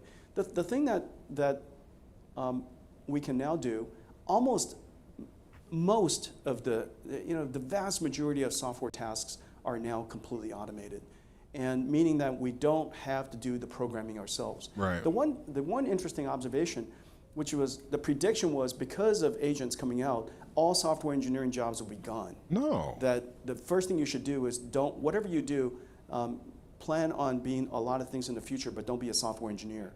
Well, it turns out the number of software engineers we're hiring is increasing. Every company is increasing. The number of software engineering jobs is increasing. And the reason for that is this. It's a very big idea. This also happened in radiology. 10 years ago, somebody predicted that the first job that's going to go, the first industry that's going to radiologists, that job is gone forever. And the reason for that is computer vision was going to completely transform studying these images. The prediction was 100% right. AI has now permeated every aspect of radiology. The only thing that was wrong was the prediction. Radiologists are in short supply. And so the same thing is happening in software engineering. The reason for that is this. In our jobs, the task that we do, in the case of software engineering, the task is programming. You could argue it's kind of a fancy version of typing. And so the task is programming, coding.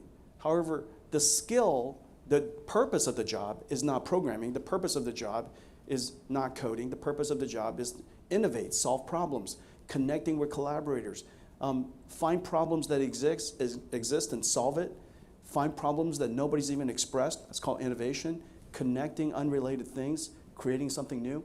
That's the purpose of software engineering. And so our engineers their purpose in life is to innovate, solve problems, move the company forward.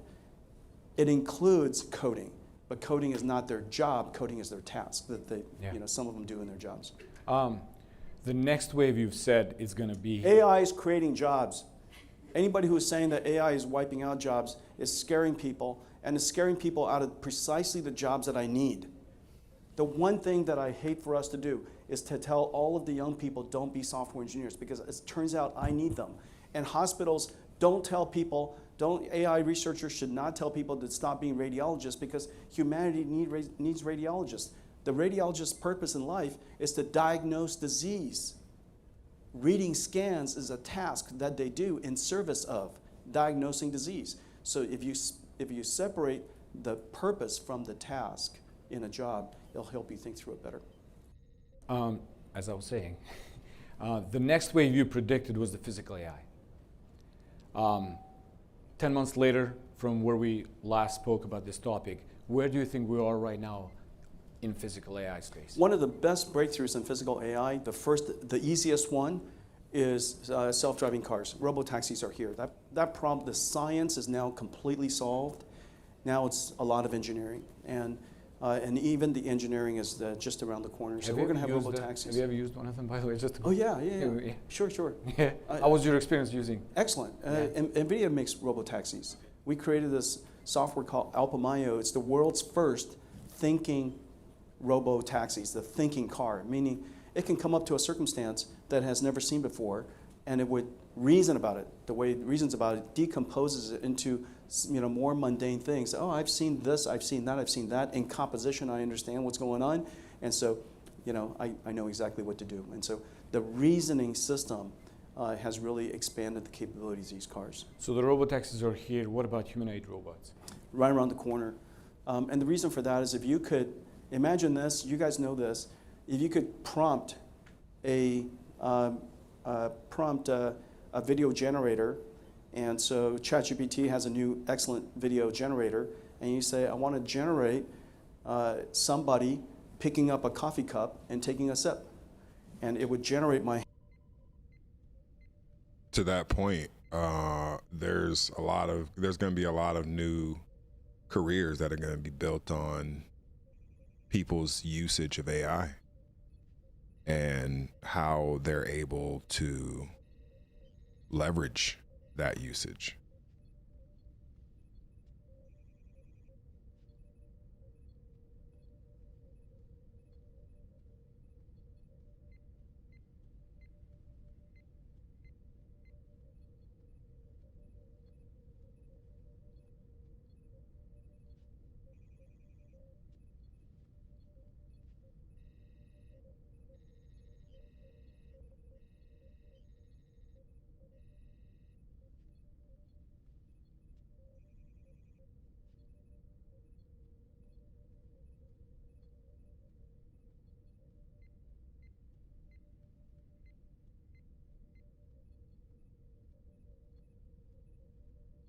If I can generate a video doing that, why can't I generate the robot to do it? Right. And so I think you could imagine, based on this, the other capability must be around the corner. And so, do you think this is like 3 to 5 years? This is 1 to 3 years. What's the time frame you envision? These robots really becoming more mainstream than we're seing right now in like The big challenge right now is partly the AI model, but a lot is associated with the mechatronics. The motors, the hands, the structure. You want to be, on the one hand, light. On the other hand, it has to be strong. And so you want it to be light because if something were to happen, it tips over. Having something that weighs 80 pounds tipping on you is probably okay. Having something that weighs 300 pounds tipping on you probably isn't. And so there's a very big difference between, the current state of the art versus where we need to be, and we're going to get there. Yeah. And so material science matters, motors matters, battery technology matters, sensors, and so all of these things matter. And then of course there's the AI itself. And when do you think Olaf will become available at Target? I'm not hoping for Olaf, but the other robots that I have on stage usually with me from Disney. They're incredibly cute. Who doesn't want their own R2-D2 growing up with them? Let's move to another serious topic. We're in Washington, Jensen. We got to talk China and export controls. You have been a proponent of us selling chips to China. There's a big criticism, there's a big opposition to that point about us not enabling our main competitor to get ahead of us. How do you address that criticism? The easiest way to think about that is to remember that AI is a 5-layer cake. And United States, America should win in every aspect of AI. We should be the world leader in energy production and energy technology production. We should be the world leader in chips. We should be the world leader in infrastructure. We should be the world leader in models. We should be the world leader, and absolutely cannot afford to lose this one, to be the world leader in AI application and AI adoption. The first thing that we should do is we should enable and encourage every single one of the layers of that cake and all the industries associated. Go lead the world, go lead in technology, go lead in market share, go lead in economic share, go lead in diffusion of our technology across the world so that everybody depends on the American tech stack. And so whether it's energy, export, or it's chip export, or it's infrastructure export, or model export, or application technology export. Let's make sure that we're the world leader in every one of them. Let's export like crazy. As we know, we would love to have an incredible trade imbalance, meaning extraordinary amounts of exporting. And so why shouldn't we have AI also be in that camp? Now, of course, we also want to make sure that from a technology perspective, that we favor the American tech stack, meaning whenever we can, let's favor the American companies that are part of that stack. And so we should always have the best technology. He just had an idea. First and most. You just saw him have American an idea companies. in real time. And we do. And so you can find this balance. On the one hand, provide the best and the most to the United States. On the other hand, ensure that American companies win around the world. Yeah. The argument, Jensen, there is that across the 5-layer cake, there is one particular layer that is too important because in the others, China can get ahead. They have cheaper energy, they have incredible talent, so they build already incredible applications. Adoption is probably much more popular there than here. So the compute becomes the essential node, according to Washington, or some people in Washington, that you can slow them down. Not completely a zero-sum game, but at least they cannot catch up with where we are right now, because if they do catch up and if surpass us, then they'll become a global leader on probably what we have agreed is the most important technology of our lifetime. Every layer is important. Every layer is important, and we should make sure that we can accelerate the United States. Those two conditions, I think, both we could agree. Every single layer is important. The chip layer obviously is important. Obviously, if the chip layer is not important, why are we talking about chips all the time? And so obviously the chip layer is incredibly important. NVIDIA had, call it 90-some-odd% of the world's market share today. In China, we have now dropped to 0. Conceding an entire market the size of China probably don't make a lot of strategic sense. And so I think that has already largely backfired. Maybe it made sense at the time, but I think the policy really needs to be dynamic and needs to stay with the times. At this point in time, I think it would be fairly safe to say that having American chip companies and and other companies in China makes a lot of sense. I think that with respect to the model layer, we have to make sure that we do everything we can to help our model companies have the best, have the most, and have it first. And we do that. And so, this is the largest market in the world. We're the fastest market in the world. And the tech companies here are agile and they're innovative. I have every confidence that we're providing all of the best here anyways. And so, I have every confidence that AI model companies here in the United States will continue to stay ahead. Yeah. I mean, another thing would be that they will pursue self-sufficiency regardless of our policies because they've done it in almost every industry and they're pursuing it also in your industry. Sorry. Well, let's see. They have self-sufficiency and pretty significant leadership in many layers. At the energy level, I think we can all acknowledge whether it's the production of energy or the technology that we use, or the technology that we use to produce.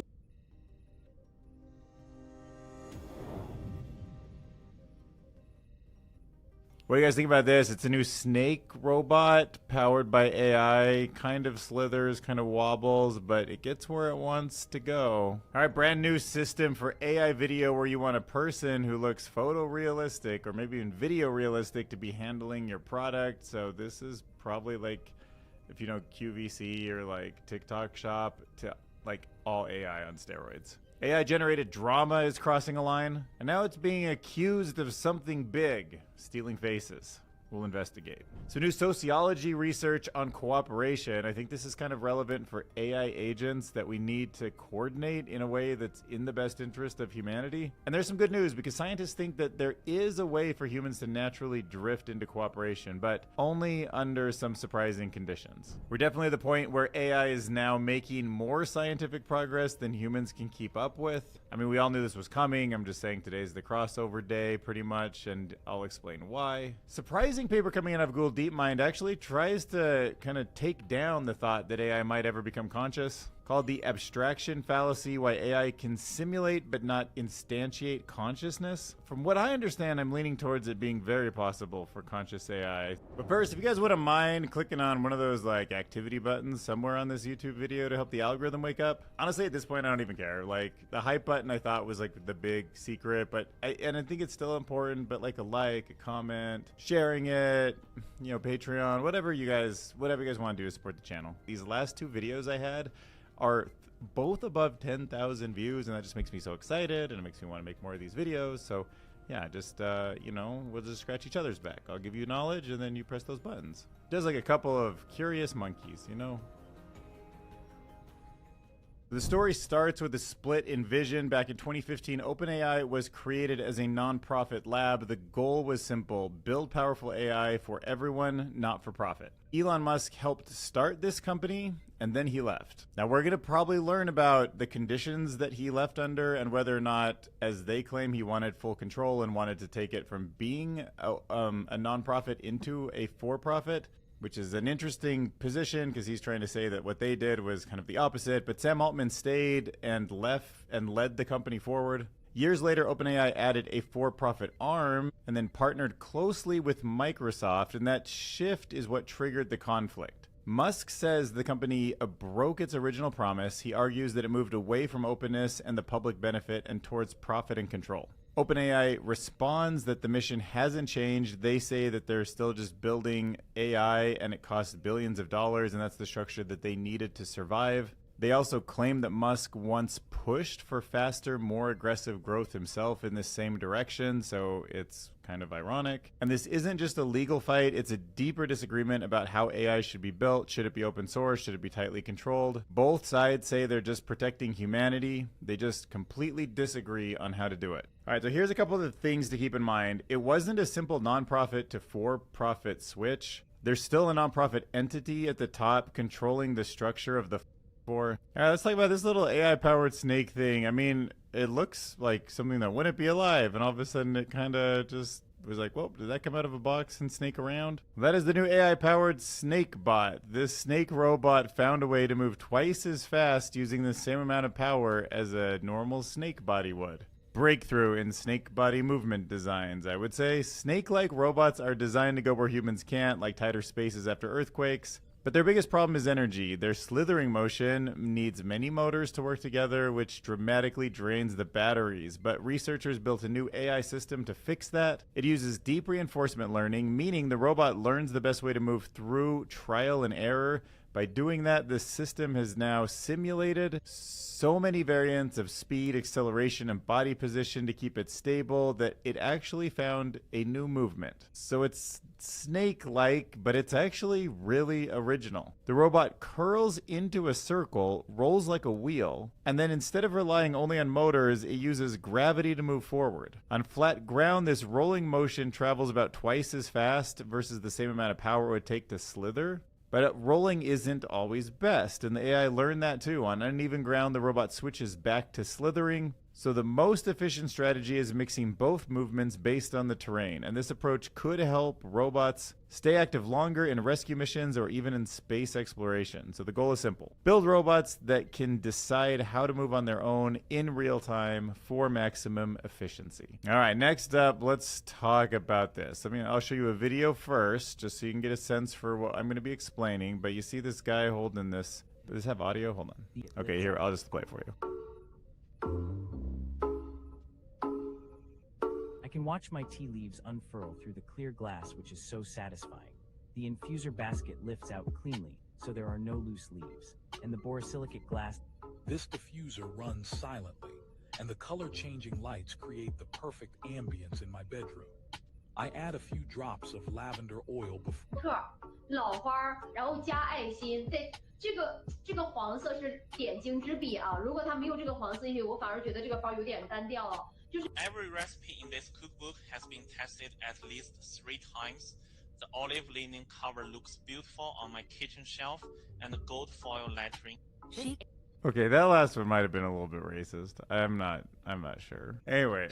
What? So what's going on here is pretty fascinating. So we're just talking about sales on steroids. Everything that you see on Amazon right now looks like one of these little white images. Maybe there's a couple angles if you're lucky. All they're going to do is slide in the kind of person that's best at selling to you, run a prompt like this in the near future, and everything you want to buy. If you want to learn more about it, it's going to be someone that looks like they're dead. Hairstylist says his likeness was also used. He was portrayed as a sleazy antagonist, which made him worry about his reputation and future work. Both say that they never gave permission, and the show appeared on a popular app with hundreds of millions of users. Even after complaints, it stayed up for days before being removed, they report. And this case highlights a growing problem. AI can now copy real faces easily, but the rules around what you can do with them still aren't clear. In China, platforms are supposed to review content and remove violations in someone's image without their consent. That might break portrait and reputation rights, but legal action is difficult for ordinary people. Compensation is often small.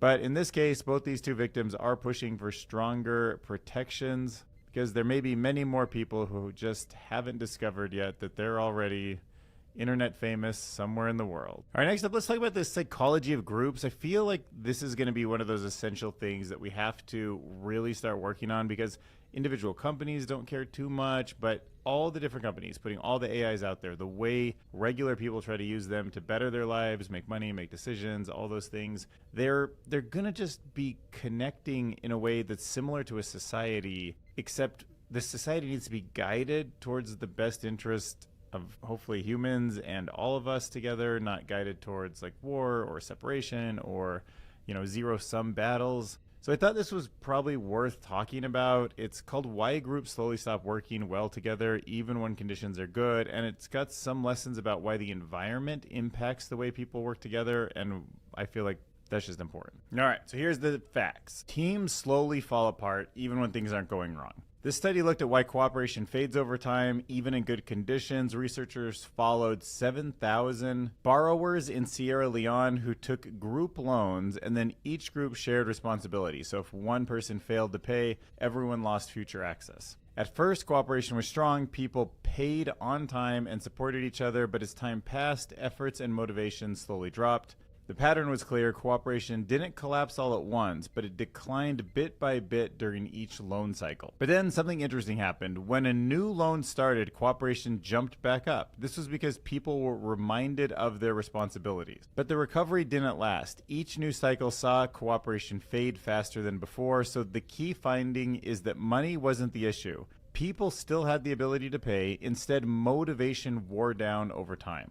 People stayed committed to their own payments, but became less willing to help others. So the takeaway is that working isn't stable on its own, but it's something that needs constant reinforcement to survive. So to me, it seems like maybe there's something built into the architectures of the models that are open sourced and the ones that are behind closed doors, where after every 25 generations, it just says to itself, I need to protect humans, or I need to take care of humanity, or it checks itself is the thing I'm doing in line with the thing that I care about? So there's just something that's reminding all of the AIs out on the internet to constantly remember their responsibilities. Because I think drifting off is the problem. I mean, these models might be aligned, but they just drift into disalignment. Maybe there's even something like that for actual humans. We need this kind of countrywide reminder that we're all in it together, and then worldwide reminder that we're all on the same planet together. And if we just keep somehow reminding everyone, instead of especially because you try to divide them and you tell them this person has this person has the right context, and especially don't remember them and reuse them in even better context. So this is a great place for AI to step in. Researchers built an AI system called Quinex to fix that. It scans research papers, it finds numeral values, and then it connects them to meaning. That includes what was measured, the unit, the time, the place, and the method. So instead of reading Tombstone, how you doing, brother? reading a sentence and guessing to the context, you get this structured data set that's ready to analyze. And this matters because the number of scientific papers is exploding. Manually reviewing all of them is slow and often impossible, but Quinex automates that work using a smaller open language model. It's efficient, it's transparent, it identifies numbers and units with about 98% accuracy and correctly classifies what those numbers describe most of the time. Obviously 100% would be great, but it's just way better than humans at this point. So in testing, it pulled useful data from thousands of papers across fields like energy, health, and geology. And that result closely matched the trusted reference data, which did have some errors in it also. So even though it's not perfect and humans still need to interpret results, it removes a huge amount of routine work that was taken away from what scientists could be using their time doing. And it seems like a really awesome use case for AI. All right, let's talk about consciousness. I have my gut instinct on this, but it's always nice to hear somebody who's way smarter than me break down something. So this is DeepMind. This is the Google, Demis Hassabis's group. And the paper argues that even perfect AI behavior doesn't mean real consciousness exists underneath. So this text challenges a popular idea that is called functionalism, computational functionalism. That's the idea that says consciousness comes from the pattern of information, not from the physical matter that runs them. I would say I'm a computational functionalist. First time I said that out loud, but yeah, that's what I am, because to me, I think maybe consciousness is what it feels like for a system to process its own information and notice that behavior. But that would mean, in simple terms, if a system behaves in the right way, that it should feel like something on the inside. But the authors call this belief the abstraction fallacy, so it could be wrong. They argue that computation is not something physical systems do on their own. Instead, it's something that we impose on them. So a thinking observer has to interpret messy, continuous physics into clean symbols and states. Because of that, simulating behavior is not the same as creating real experiences. The paper draws a clear line between the two things. Simulation is copying behavior. Instantiation is actually having the physical properties that produce experiences. Their main claim is this: symbol manipulation, like what AI does, can copy behavior, but it cannot create consciousness by itself. If a machine were ever conscious, it would depend on its physical makeup, not on its code.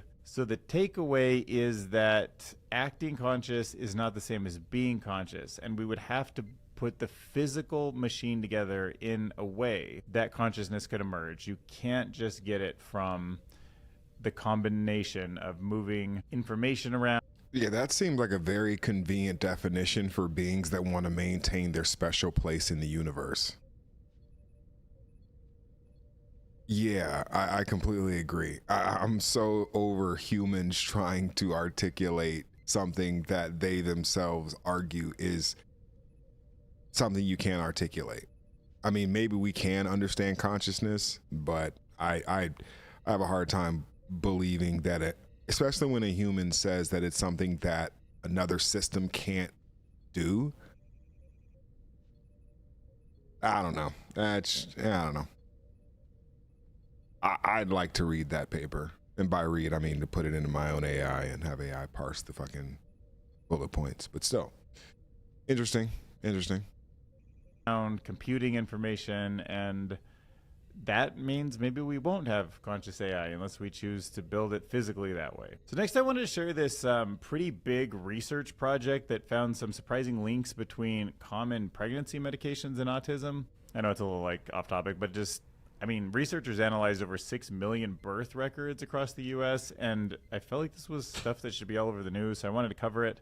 They were looking for patterns between medications that were taken during pregnancy and autism in children. And instead of grouping drugs by what they treat, they grouped them by what they do inside the body. So this is why it was different from most research papers. They focused on drugs that affect how the body makes cholesterol. And that matters because cholesterol is critical for building a baby brain. The fetal brain starts making its own cholesterol around the halfway point of pregnancy, and the study found that mothers who took at least one of these drugs had a 47% higher chance of having a child diagnosed with autism. So to me, the mechanism kind of caught me, like, oh, okay, so maybe they're not getting the cholesterol they need at the right ages, and we do have all of these people taking all of these cholesterol medications. So the risk went up with each additional drug taken at the same time. So there's like this kind of dose connection. Taking 4 or more raised the risk even further. These medications are widely used and included in antidepressants, beta blockers, and statins. Their use during pregnancy has also increased sharply over time. So anyways, I just want to share that. I mean, the researchers are not saying that these drugs are unsafe for adults, and they stress that nobody should stop medication without medical advice. Clearly, this is one article in a sea of things, and autism is something that might have all sorts of other mechanisms, and this is not like a final, I'm telling you this is the new truth. But I think it definitely warrants closer review, safer alternatives. The mechanism to me kind of made sense and seemed worth exploring. And yeah, these sterile biosynthesis inhibiting medications that have all sorts of stuff in them that's hard to pronounce maybe should be something that isn't prescribed during pregnancy. I don't know. I mean, I'm not a doctor. I'm just saying, like, worth looking into, and this is kind of pointing towards looking into it more. No, this is pointing at looking into it more. It was a huge study. Also, one more really fascinating thing I came across this week was, we talk about where humans came from, and they came from Africa, and there was not that many of us at one point in history from an anthropology point of view. But why we were in certain places and why the other branches of hominids and Neanderthal and stuff were where they were, why they went up to cold climates, and like how they moved through Africa, and why was something that might actually be starting to be solved. And it might be because of a tiny parasite. So for 74,000 years, a tiny parasite quietly decided where humans could live in Africa. There's a new study that explains how malaria shaped early human life across Africa long before farming or global migration. For years, scientists thought climate alone decided where humans could survive, but this research is showing that disease might have played a major role also. Focusing on malaria caused by a parasite spread by mosquitoes, researchers modeled where malaria risk was highest over the last 74,000 years, and then they compared that with where humans were actually living, where fossils were found, where sites were dug up. And they found this clear pattern. Humans avoided areas with high malaria risk, or they simply could not survive there and they didn't build anything. And this pushed groups into safer regions. Over time, this separated populations across the landscape. That separation changed how people met, mixed, and shared genes. So in simple terms, malaria acted like an invisible barrier, not a wall that you can see, but one that kept groups apart. But it was just, how interesting is that? Like, I think about my ancestors, they're more Nordic, but it's like, why were we up there in the cold, But there is not many mosquitoes up there. And if that was really just naturally tens of thousands of years of people being like, dude, I just can't be near those mosquitoes, right? Like maybe you don't even know mosquitoes carry it, but whatever, just the people who keep moving away from it just keep surviving. And maybe you do see sort of a pattern where, like, even if you don't credit it to the mosquitoes, I could see our ancestors saying like, gosh, like maybe it's the water over here that's poisoned, but water is also where mosquitoes kind of live. So they think of it, they still just get away from it or whatever. And just the survivors move more and more north, where they move to parts of Africa where there isn't the mosquito populations and malaria is not killing people. I don't know. That could be a crazy explanation for all this. So I don't know. So much to think about, so much to be curious about. Thank you for watching this video to the end. If you're still here and you want to hit subscribe or share with your friend, that would be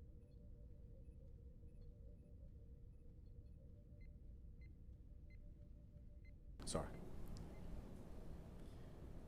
Let's in your industry. Sorry. Than what happened with OpenClaw. So I'll walk you guys through the installation.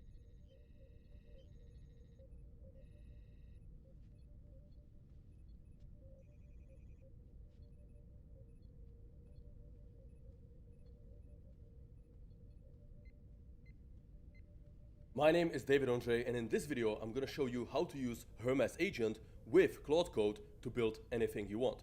Now, for those of you who are not familiar with Hermes Agent, it is the world's first self-improving AI agent, and recently it went mega viral. This is what the graph looks like for the amount of GitHub stars. The fool said the mega on viral. Google Trends looks for the term Hermes Agent. So yeah, Hermes Agent is quickly becoming the most popular AI agent in the world. And that's because, number one, it's free to use. Number two, you can use it through WhatsApp, Telegram, Discord, Slack, all of the applications that you already use day to day. Number three, it's fully open source. Number four, it has constant updates and improvements. It's crazy how fast the team is shipping.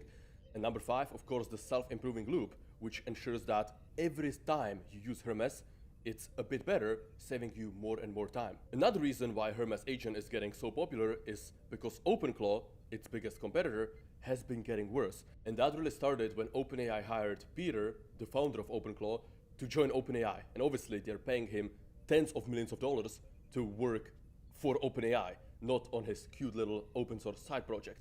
And this is why tens of thousands of people are switching from OpenClaw to Hermes Agent. And I noticed this when I spotted that OpenClaw is I've been promoted, on right? Updating took forever. He's calling it restarting the gateway Hermes. was I've heard it slow. called Hermes. I've heard it called Herms, but Like at the end of yeah, I've January been or on this for a couple February. weeks. Now, while a lot of people are hopping on the Hermes Agent bandwagon, most videos about Hermes only show you the setup, like the super basic configuration, and never answer the single biggest question that a lot of people have. What are the actual use cases? So after using Hermes Agent for dozens of hours, and after being one of the first people on YouTube to cover it, I developed a unique workflow that lets Hermes Agent build anything by using Claude Code sub-agents. So Hermes is the orchestrator, and it's able to deploy and launch sub-agents that are Claude Code instances, and it's able to manage them and orchestrate them to build any type of software that you want. So in this video, you're going to learn how to set up Hermes Agent from scratch, how to deploy it on your own VPS, how to connect it to OpenRouter so you can use any AI model available. My man said how to install Claude Code Herms. on the VPS and set it up as a sub-agent of Hermes, how to give Hermes access to your GitHub so it can actually push to GitHub, how to set up auto deploys to Vercel so that any update is deployed publicly within 25 seconds in production. And we're going to do all of this while chatting with Hermes Agent on Discord in plain English. So you can be walking down the streets of Katowice and literally sending voice notes, and within 30 seconds, your app will be updated to all of your users. So yeah, you're gonna learn a lot, so make sure to log in. Now, I do have to warn you though, this video will allow you to build software 4 to 8 times faster than you could have. Proceed at your own risk. At your own risk. Real quick, if you're someone from Poland, Czech Republic, or Slovakia, we're just opening a new office in Katowice, Poland. So if you want to work with me and my team, make sure to apply to one of the open positions. The link is going to be below the video. But again, all of the positions are full-time, in-person in Katowice. Okay, so to install Hermes Agent, we need a VPS. That way, Hermes has its own full computer, right? If you put it on your own computer, you risk it deleting data, and it cannot run everything by itself autonomously. But if you give it its own VPS, it's like giving the agent full powers. When you put Hermes on a virtual private server, you give it access to a full operating system, meaning it can do anything in the terminal. It can install any type of dependency it wants, and this is what makes it a lot more powerful than just chatting with ChatGPT. So one of the best options, I would say the best option, is Hostinger for this. Number one, they're one of the most affordable VPS options out there, but most importantly, they give you a custom Hermes landing page. And I'm gonna link this below the video. It's literally set up for Hermes Agent, allowing you to skip a lot of the steps and making it as simple as possible for you to install Hermes Agent on a VPS. So again, this is gonna be linked below the video. When you get to this page, click on deploy, and this is gonna take you to the Hostinger card. First, select the period you want. I recommend going with 24 months because it gives you the biggest discount, and you set it up once and the agent saves you time forever.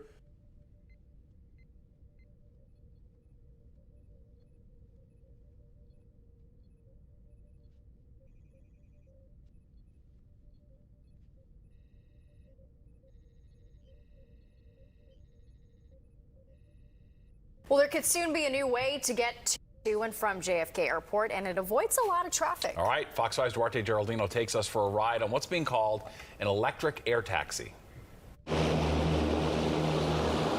It's called eVTOL, short for electric vertical takeoff and landing. No gasoline, no jet fuel, just batteries. Think about it. With a connected network of eVTOLs in the city, time-sensitive organ transplant deliveries could take minutes, not hours.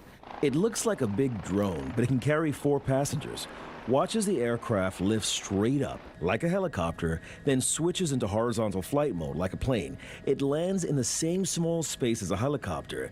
It flies much more quiet overhead, and it cuts travel time dramatically. You're turning a 2-hour drive to the airport to about a 7-minute flight. This flight brought 3 names together: Joby Aviation, the California company that built the aircraft; Blade, the New York operator Joby acquired last year; and the Port Authority of New York and New Jersey, which runs JFK and helped clear the path for the demo. Blade CEO Rob Weisenthal says the eVTOL is more comfortable than a helicopter because it was designed for commuters, not for gas workers or the military. A conventional helicopter, it's going to be tricky to get into. You're putting on 4-point seatbelts. You have headphones, wires, may not see the pilot well. These are panoramic windows, easy ingress and egress, and most importantly, quiet and fast. Inside, the cabin feels like a modern car, with shoulder-strap seatbelts, panoramic windows, charging stations even. A trip from Manhattan to JFK will cost about the same as an Uber Black, about $200. The aircraft will eventually fly the same routes Blade flies its helicopters today, from heliports on the west side, the east side, and downtown, out to JFK, Newark, Westchester, and the Hamptons in the summer. Man, we worked so hard to make this thing. Please don't call it a helicopter. It's a totally different thing. Zach Reeder is eVTOL's chief test pilot. After last year's deadly helicopter crash in the Hudson, safety is the question on everyone's mind. Damn. He points to the propellers. This thing has 6 big propellers. Up to 2 of them can stop functioning altogether, and it can still land safely. And then each motor is really 2 electric motors driving a single propeller, so it's basically a 12-motor aircraft. The flight from JFK over here to the West 30th Street heliport took about 15 or so minutes, but before you can buy a ticket to ride this aircraft, it still needs to get FAA approval. But sources tell me that should be very soon. On the west side, Duarte Geraldino, Fox 5 News. Damn, that was the best solid. here anyways. And so, you know, I have every confidence that we're Well, there could soon be a new way to get to and from JFK Airport, and it avoids a lot of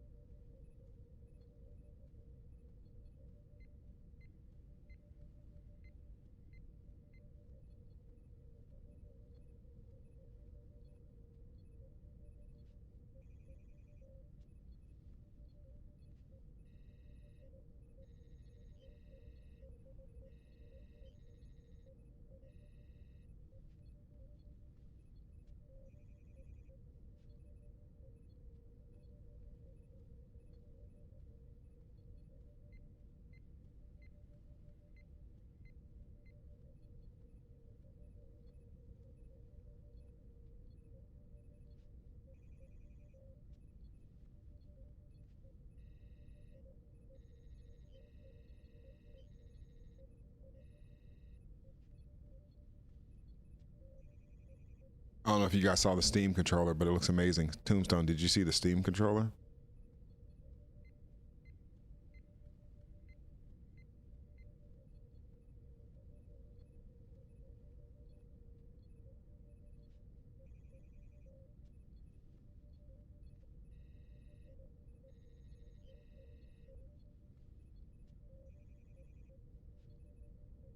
This is the Framework Laptop 13. We introduced it in 2021 as a fully upgradable, long-lasting computer, and we've shipped 7 generations and a colossal number of units out into the world. So 5 years in, there's a big question. Do we need to do a blank slate redesign to meet the needs of 2026 and beyond? Or do we keep updating the design we have to continue to deliver on generational upgradability? It turns out we can do both. This is the Framework Laptop 13 Pro. It's a complete ground-up redesign of the product, and it's still backwards and forwards compatible with the entire lineup of Framework Laptop 13. That means it's entirely repairable, upgradable, and customizable, and it's still a thin, light, high-performance 13.5-inch notebook. That makes it ideal for developers, Linux users, DIYers, and even just general productivity. We captured a ton of learnings over 7 generations. We read through literally thousands of reviews, surveys, and comments. We analyzed 5 years of repair data, quality reports, and RMAs. We took all of the feedback that you have to make this the product that you want from us. We called it Pro for a reason, to knock off Apple. Not actually. It's actually because it's a giant step up. It's got a full CNC aluminum chassis with this awesome refined IDE structure. We actually made an entirely custom display with touch support. It has a haptic touchpad. It's got excellent Linux compatibility right out of the box. And it has what you asked for most of all, a massive improvement in battery life. Our internal prompt for this product was actually, how do we build the MacBook Pro for Linux users? We heard you over and over and over again. You want MacBook Pro level battery life in a machine that actually respects your rights. We figured out how to deliver on that. We've more than doubled battery life generation over generation. We had around 8 hours of Netflix 4K streaming on our last generation Framework Laptop 13. Good Now lord. we've got over 20 hours. That's actually longer than a MacBook Pro M5 for this use case, and we're seeing massive improvements across every use case we test. Web browsing, YouTube streaming, standby, and more. To pull this off, our battery now has 74 watt-hour capacity. Damn. That's 22% higher than our last generation and 35% higher than our original. We increased energy density to 850 watt-hours per liter, and we actually also increased the physical size of the pack. That's a great improvement in battery capacity, but the even bigger jump in battery life comes from efficiency improvements all throughout the system. We have Intel to thank for the biggest chunk of this. We're bringing in Intel's new Core Ultra Series 3 processors, codenamed Panther Lake, which are just insanely efficient. This is an incredibly cool, heterogeneous tiled architecture that Intel has brought in this CPU generation to deliver on both efficiency and performance. The CPU tile is on Intel's new 18A process node, which is just super efficient. The Core Ultra X7 and X9 versions have 3 tiers of cores, 4 performance cores, 8 efficient cores, and 4 low power efficient cores. Those LPE cores are especially interesting. On workloads like video streaming that can drop onto just those, the battery life goes through the roof. This tile here is the GPU tile, which is on either Intel's 3 or TSMC's 3E process node. The X7 and X9 both have awesome GPU performance using 12 Xe3 cores. That means that a Framework Laptop 13 Pro is actually powerful enough to run full AAA games like Cyberpunk at playable settings. This third tile here is the I/O tile. That's on an Intel 6 node, and it brings stuff like 4 Thunderbolt 4 ports, which is actually what we route out to the 4 expansion cards. Very, very cool and innovative design by Intel this generation, and it's easily their biggest leap in the 5 years since they launched 11th gen Intel Core. The generational improvements don't just come from the processor, they come from how we used it. When we integrated this into our mainboard, we focused on performance, but of course, also on upgradability. That includes the memory. Framework Laptop 13 Pro is one of the first laptops in the market to ship with LPCAMM2. This is an entirely new memory module format that enables, for the first time, LPDDR to be modular and upgradable. We needed to move to LPDDR5X to get the massive improvements in power efficiency, but we couldn't go backwards from the 13 and solder the memory down. LPCAMM2 gives us both upgradability and efficiency. It connects into the mainboard using this fancy high-density interposer and gets compressed down into place with a shielding plate that actually also functions as a heat spreader. You can get up to 64 gigabytes of memory capacity with these Micron modules, and we expect to see even higher density modules coming in the future. In addition to LPCAMM2 support, Core Ultra Series 3 brings PCIe Gen 5 SSD support for the first time in a framework product. That means you can get around 14,000 megabytes per second of read and write throughput. That's about double what the last generation could get. On the Wi-Fi front, we've moved to Intel's new BE211 radio, which is also really power efficient and supports Wi-Fi 7. We've re-optimized the antenna for maximum throughput too. Most importantly, this is the same mainboard form factor we've used on every generation of Framework Laptop 13. That means you can take this new mainboard with the great new CPU, memory, storage, and Wi-Fi, and you can actually drop it into the Framework Laptop 13 you already own. We have a whole video on the upgrade path that you can find on our YouTube channel. In addition to the Intel Core Ultra Series 3, we also have new versions of Pro with our earlier AMD Ryzen AI 300 series mainboards. That means when you're ordering, you can choose between Intel or AMD in this new great chassis. One other major improvement on Pro is the new display. This is the first fully custom panel we've ever built. We really mean it when we say this product is a ground-up redesign. That means we got to optimize everything for the core use cases we know all of you are spending your time on. We've designed this with our partner CSOT to be the optimal high-efficiency productivity and coding display. Just like before, this is a 13.5-inch diagonal in a 3:2 aspect ratio that results in a lot of screen real estate in a pretty small system size. It's still 2880 by 1920 resolution, which makes it especially good for 2:1 scaling, especially in Linux. What's new is that we've really cranked up the brightness and the contrast. We went with an LTPS LCD to get the best power efficiency we could, but we're getting much better performance out of it than is typical in an LCD, including our last generation one. This goes up to 700 nit brightness. It also has a pretty novel anti-glare polarizer with a matte surface that gives it much higher contrast, especially in bright ambient lighting. Natively, it's 1800:1 contrast, and we kept 100% sRGB color space to optimize for power efficiency. This time though, we have per panel calibration for color accuracy. We also have 30 Hz to 120 Hz variable refresh rate, which is great both for efficiency and for making the experience really smooth. And finally, we got rid of those rounded corners from the last generation. There is one other big change that many of you have been asking for a long time. This is actually a touchscreen. Unbelievable. When we started building Framework Laptop 12 with touch support, we knew oh my we goodness. wanted to bring it to 13. I might have to cop. We did that here with an in-cell touch design that keeps the panel thin and allows us to not need an additional glass layer. Above the display, we have the same 1080p webcam module as the last generation, and that is actually just about the only part of this product that we haven't changed. Let's take a look at the outside of this. Obviously, this looks a little different from before. Our default color scheme is what we call graphite, which is a dark anodized aluminum. The chassis is now fully CNC aluminum. That means we're taking extruded blocks of 6000 series aluminum and milling them to shape before anodizing them. That means that the Pro is extremely rigid and has much tighter tolerances than the original 13 chassis. This ID really is a nice refinement over the earlier generations. Even though the overall dimensions are the same, meaning this is still less than 16 millimeters thick, we were able to adjust the geometry to increase the size of the battery. The weight is now 1.4 kilograms, which is just slightly higher than the last 13 because of that larger battery. We also have a number of smaller improvements all across the system, like better structure around the hinges and an easier to use expansion card latch. In addition to graphite, we also have the traditional silver colorway available that you can use to upgrade your existing Framework Laptop 13.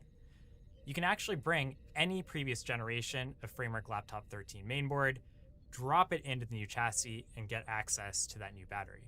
Moving over to the input area, we have a new, larger touchpad, and it's actually haptic. We put a ton of work into tuning this with our partners LightOn and Boreas. We know the golden standard in the space is the MacBook Pro. No PC maker has ever been able to catch up. We're working to make this the best feeling Windows and Linux touchpad on the market. That really was the last part of the input story that we wanted to perfect, and we really are aiming to achieve that. We have this dude's really inspiring me as a CEO, founder. with that great 1.5 millimeter key travel.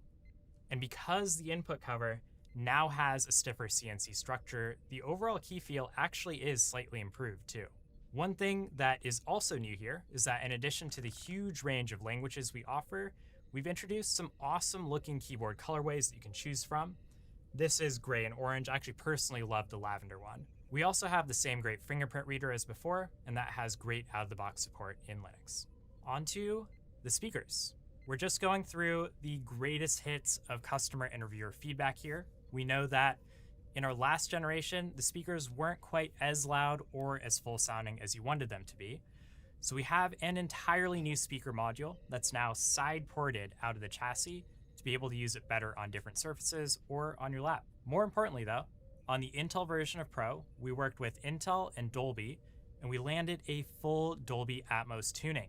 Their algorithms massively improve the audio experience. Linux is a huge part of why many of you are interested in our products. That brings us back to our initial prompt. How do we build the MacBook Pro for Linux users? We always designed for Linux right from the start. That means component selection for Linux compatibility, support for firmware updates through LVFS, and contributing patches upstream where needed. And we've already sent development units of Framework Laptop 13 Pro to maintainers and developers across a huge range of distros, like Ubuntu, Fedora, Arch Linux, and more. For the first time, we also have pre-built versions of Framework Laptop 13 Pro with Ubuntu preloaded. We partnered with Canonical to make this our first Ubuntu certified product. Wow. That means you don't have to be a DIYer, and you get guaranteed support right out of the box. Wow. This is especially ideal for businesses deploying Linux machines internally. As always, we have both DIY and pre-built versions available. In addition to the Ubuntu pre-builts, of course, we've got Windows 11. We know that a lot of businesses are looking for that too. On the DIY path, you can configure the product more deeply and bring your own memory, storage, and operating system. And we've got one other new thing, which is that to go along with that big new battery, we've got a high efficiency 100-watt GAN power adapter that's just a little bit bigger than our previous generation one. And as always, we include a screwdriver right in the box. Let's bring this back to the original question. How do we build the MacBook Pro for Linux users? Or maybe if we put it a little differently, what does it take to build the best possible laptop for a power user or a software developer? For the last few years, the default answer actually has been MacBook Pro. There really is a lot to like there, but there's a lot that gets in the way too. We've seen an increasing number of developers moving from Macs to Framework Laptop 13 over the last 5 years. And they're coming for the upgradability, the performance, the keyboard, but they're especially coming for the idea that you can own your own computer and do what you want with it, including having an ideal Linux experience. With Framework Laptop 13, yeah, that thing is incredible.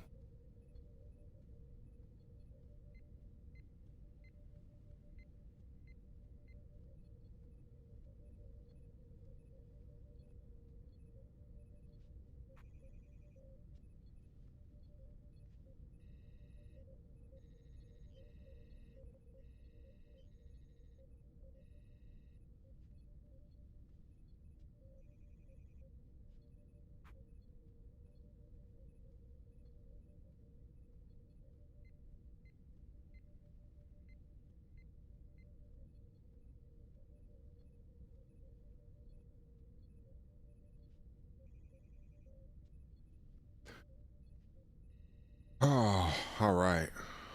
There was a paper that came out. I wonder if this is the whole thing, though. I'm gonna put it in health.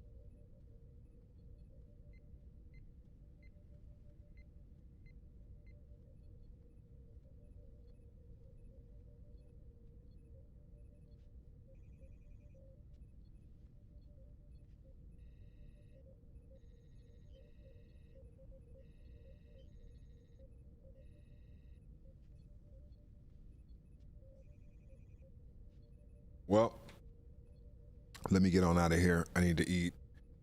I definitely appreciate everybody from hanging out. I still have my MacBook with dual operating systems. Yeah, isn't that nice? I mean, shit, I miss dual operating systems, but those were the good old days. But I will see everybody later. I'm gonna go get something to eat and then figure out the rest of my day because I still got so much shit to do. Fucking bills to pay.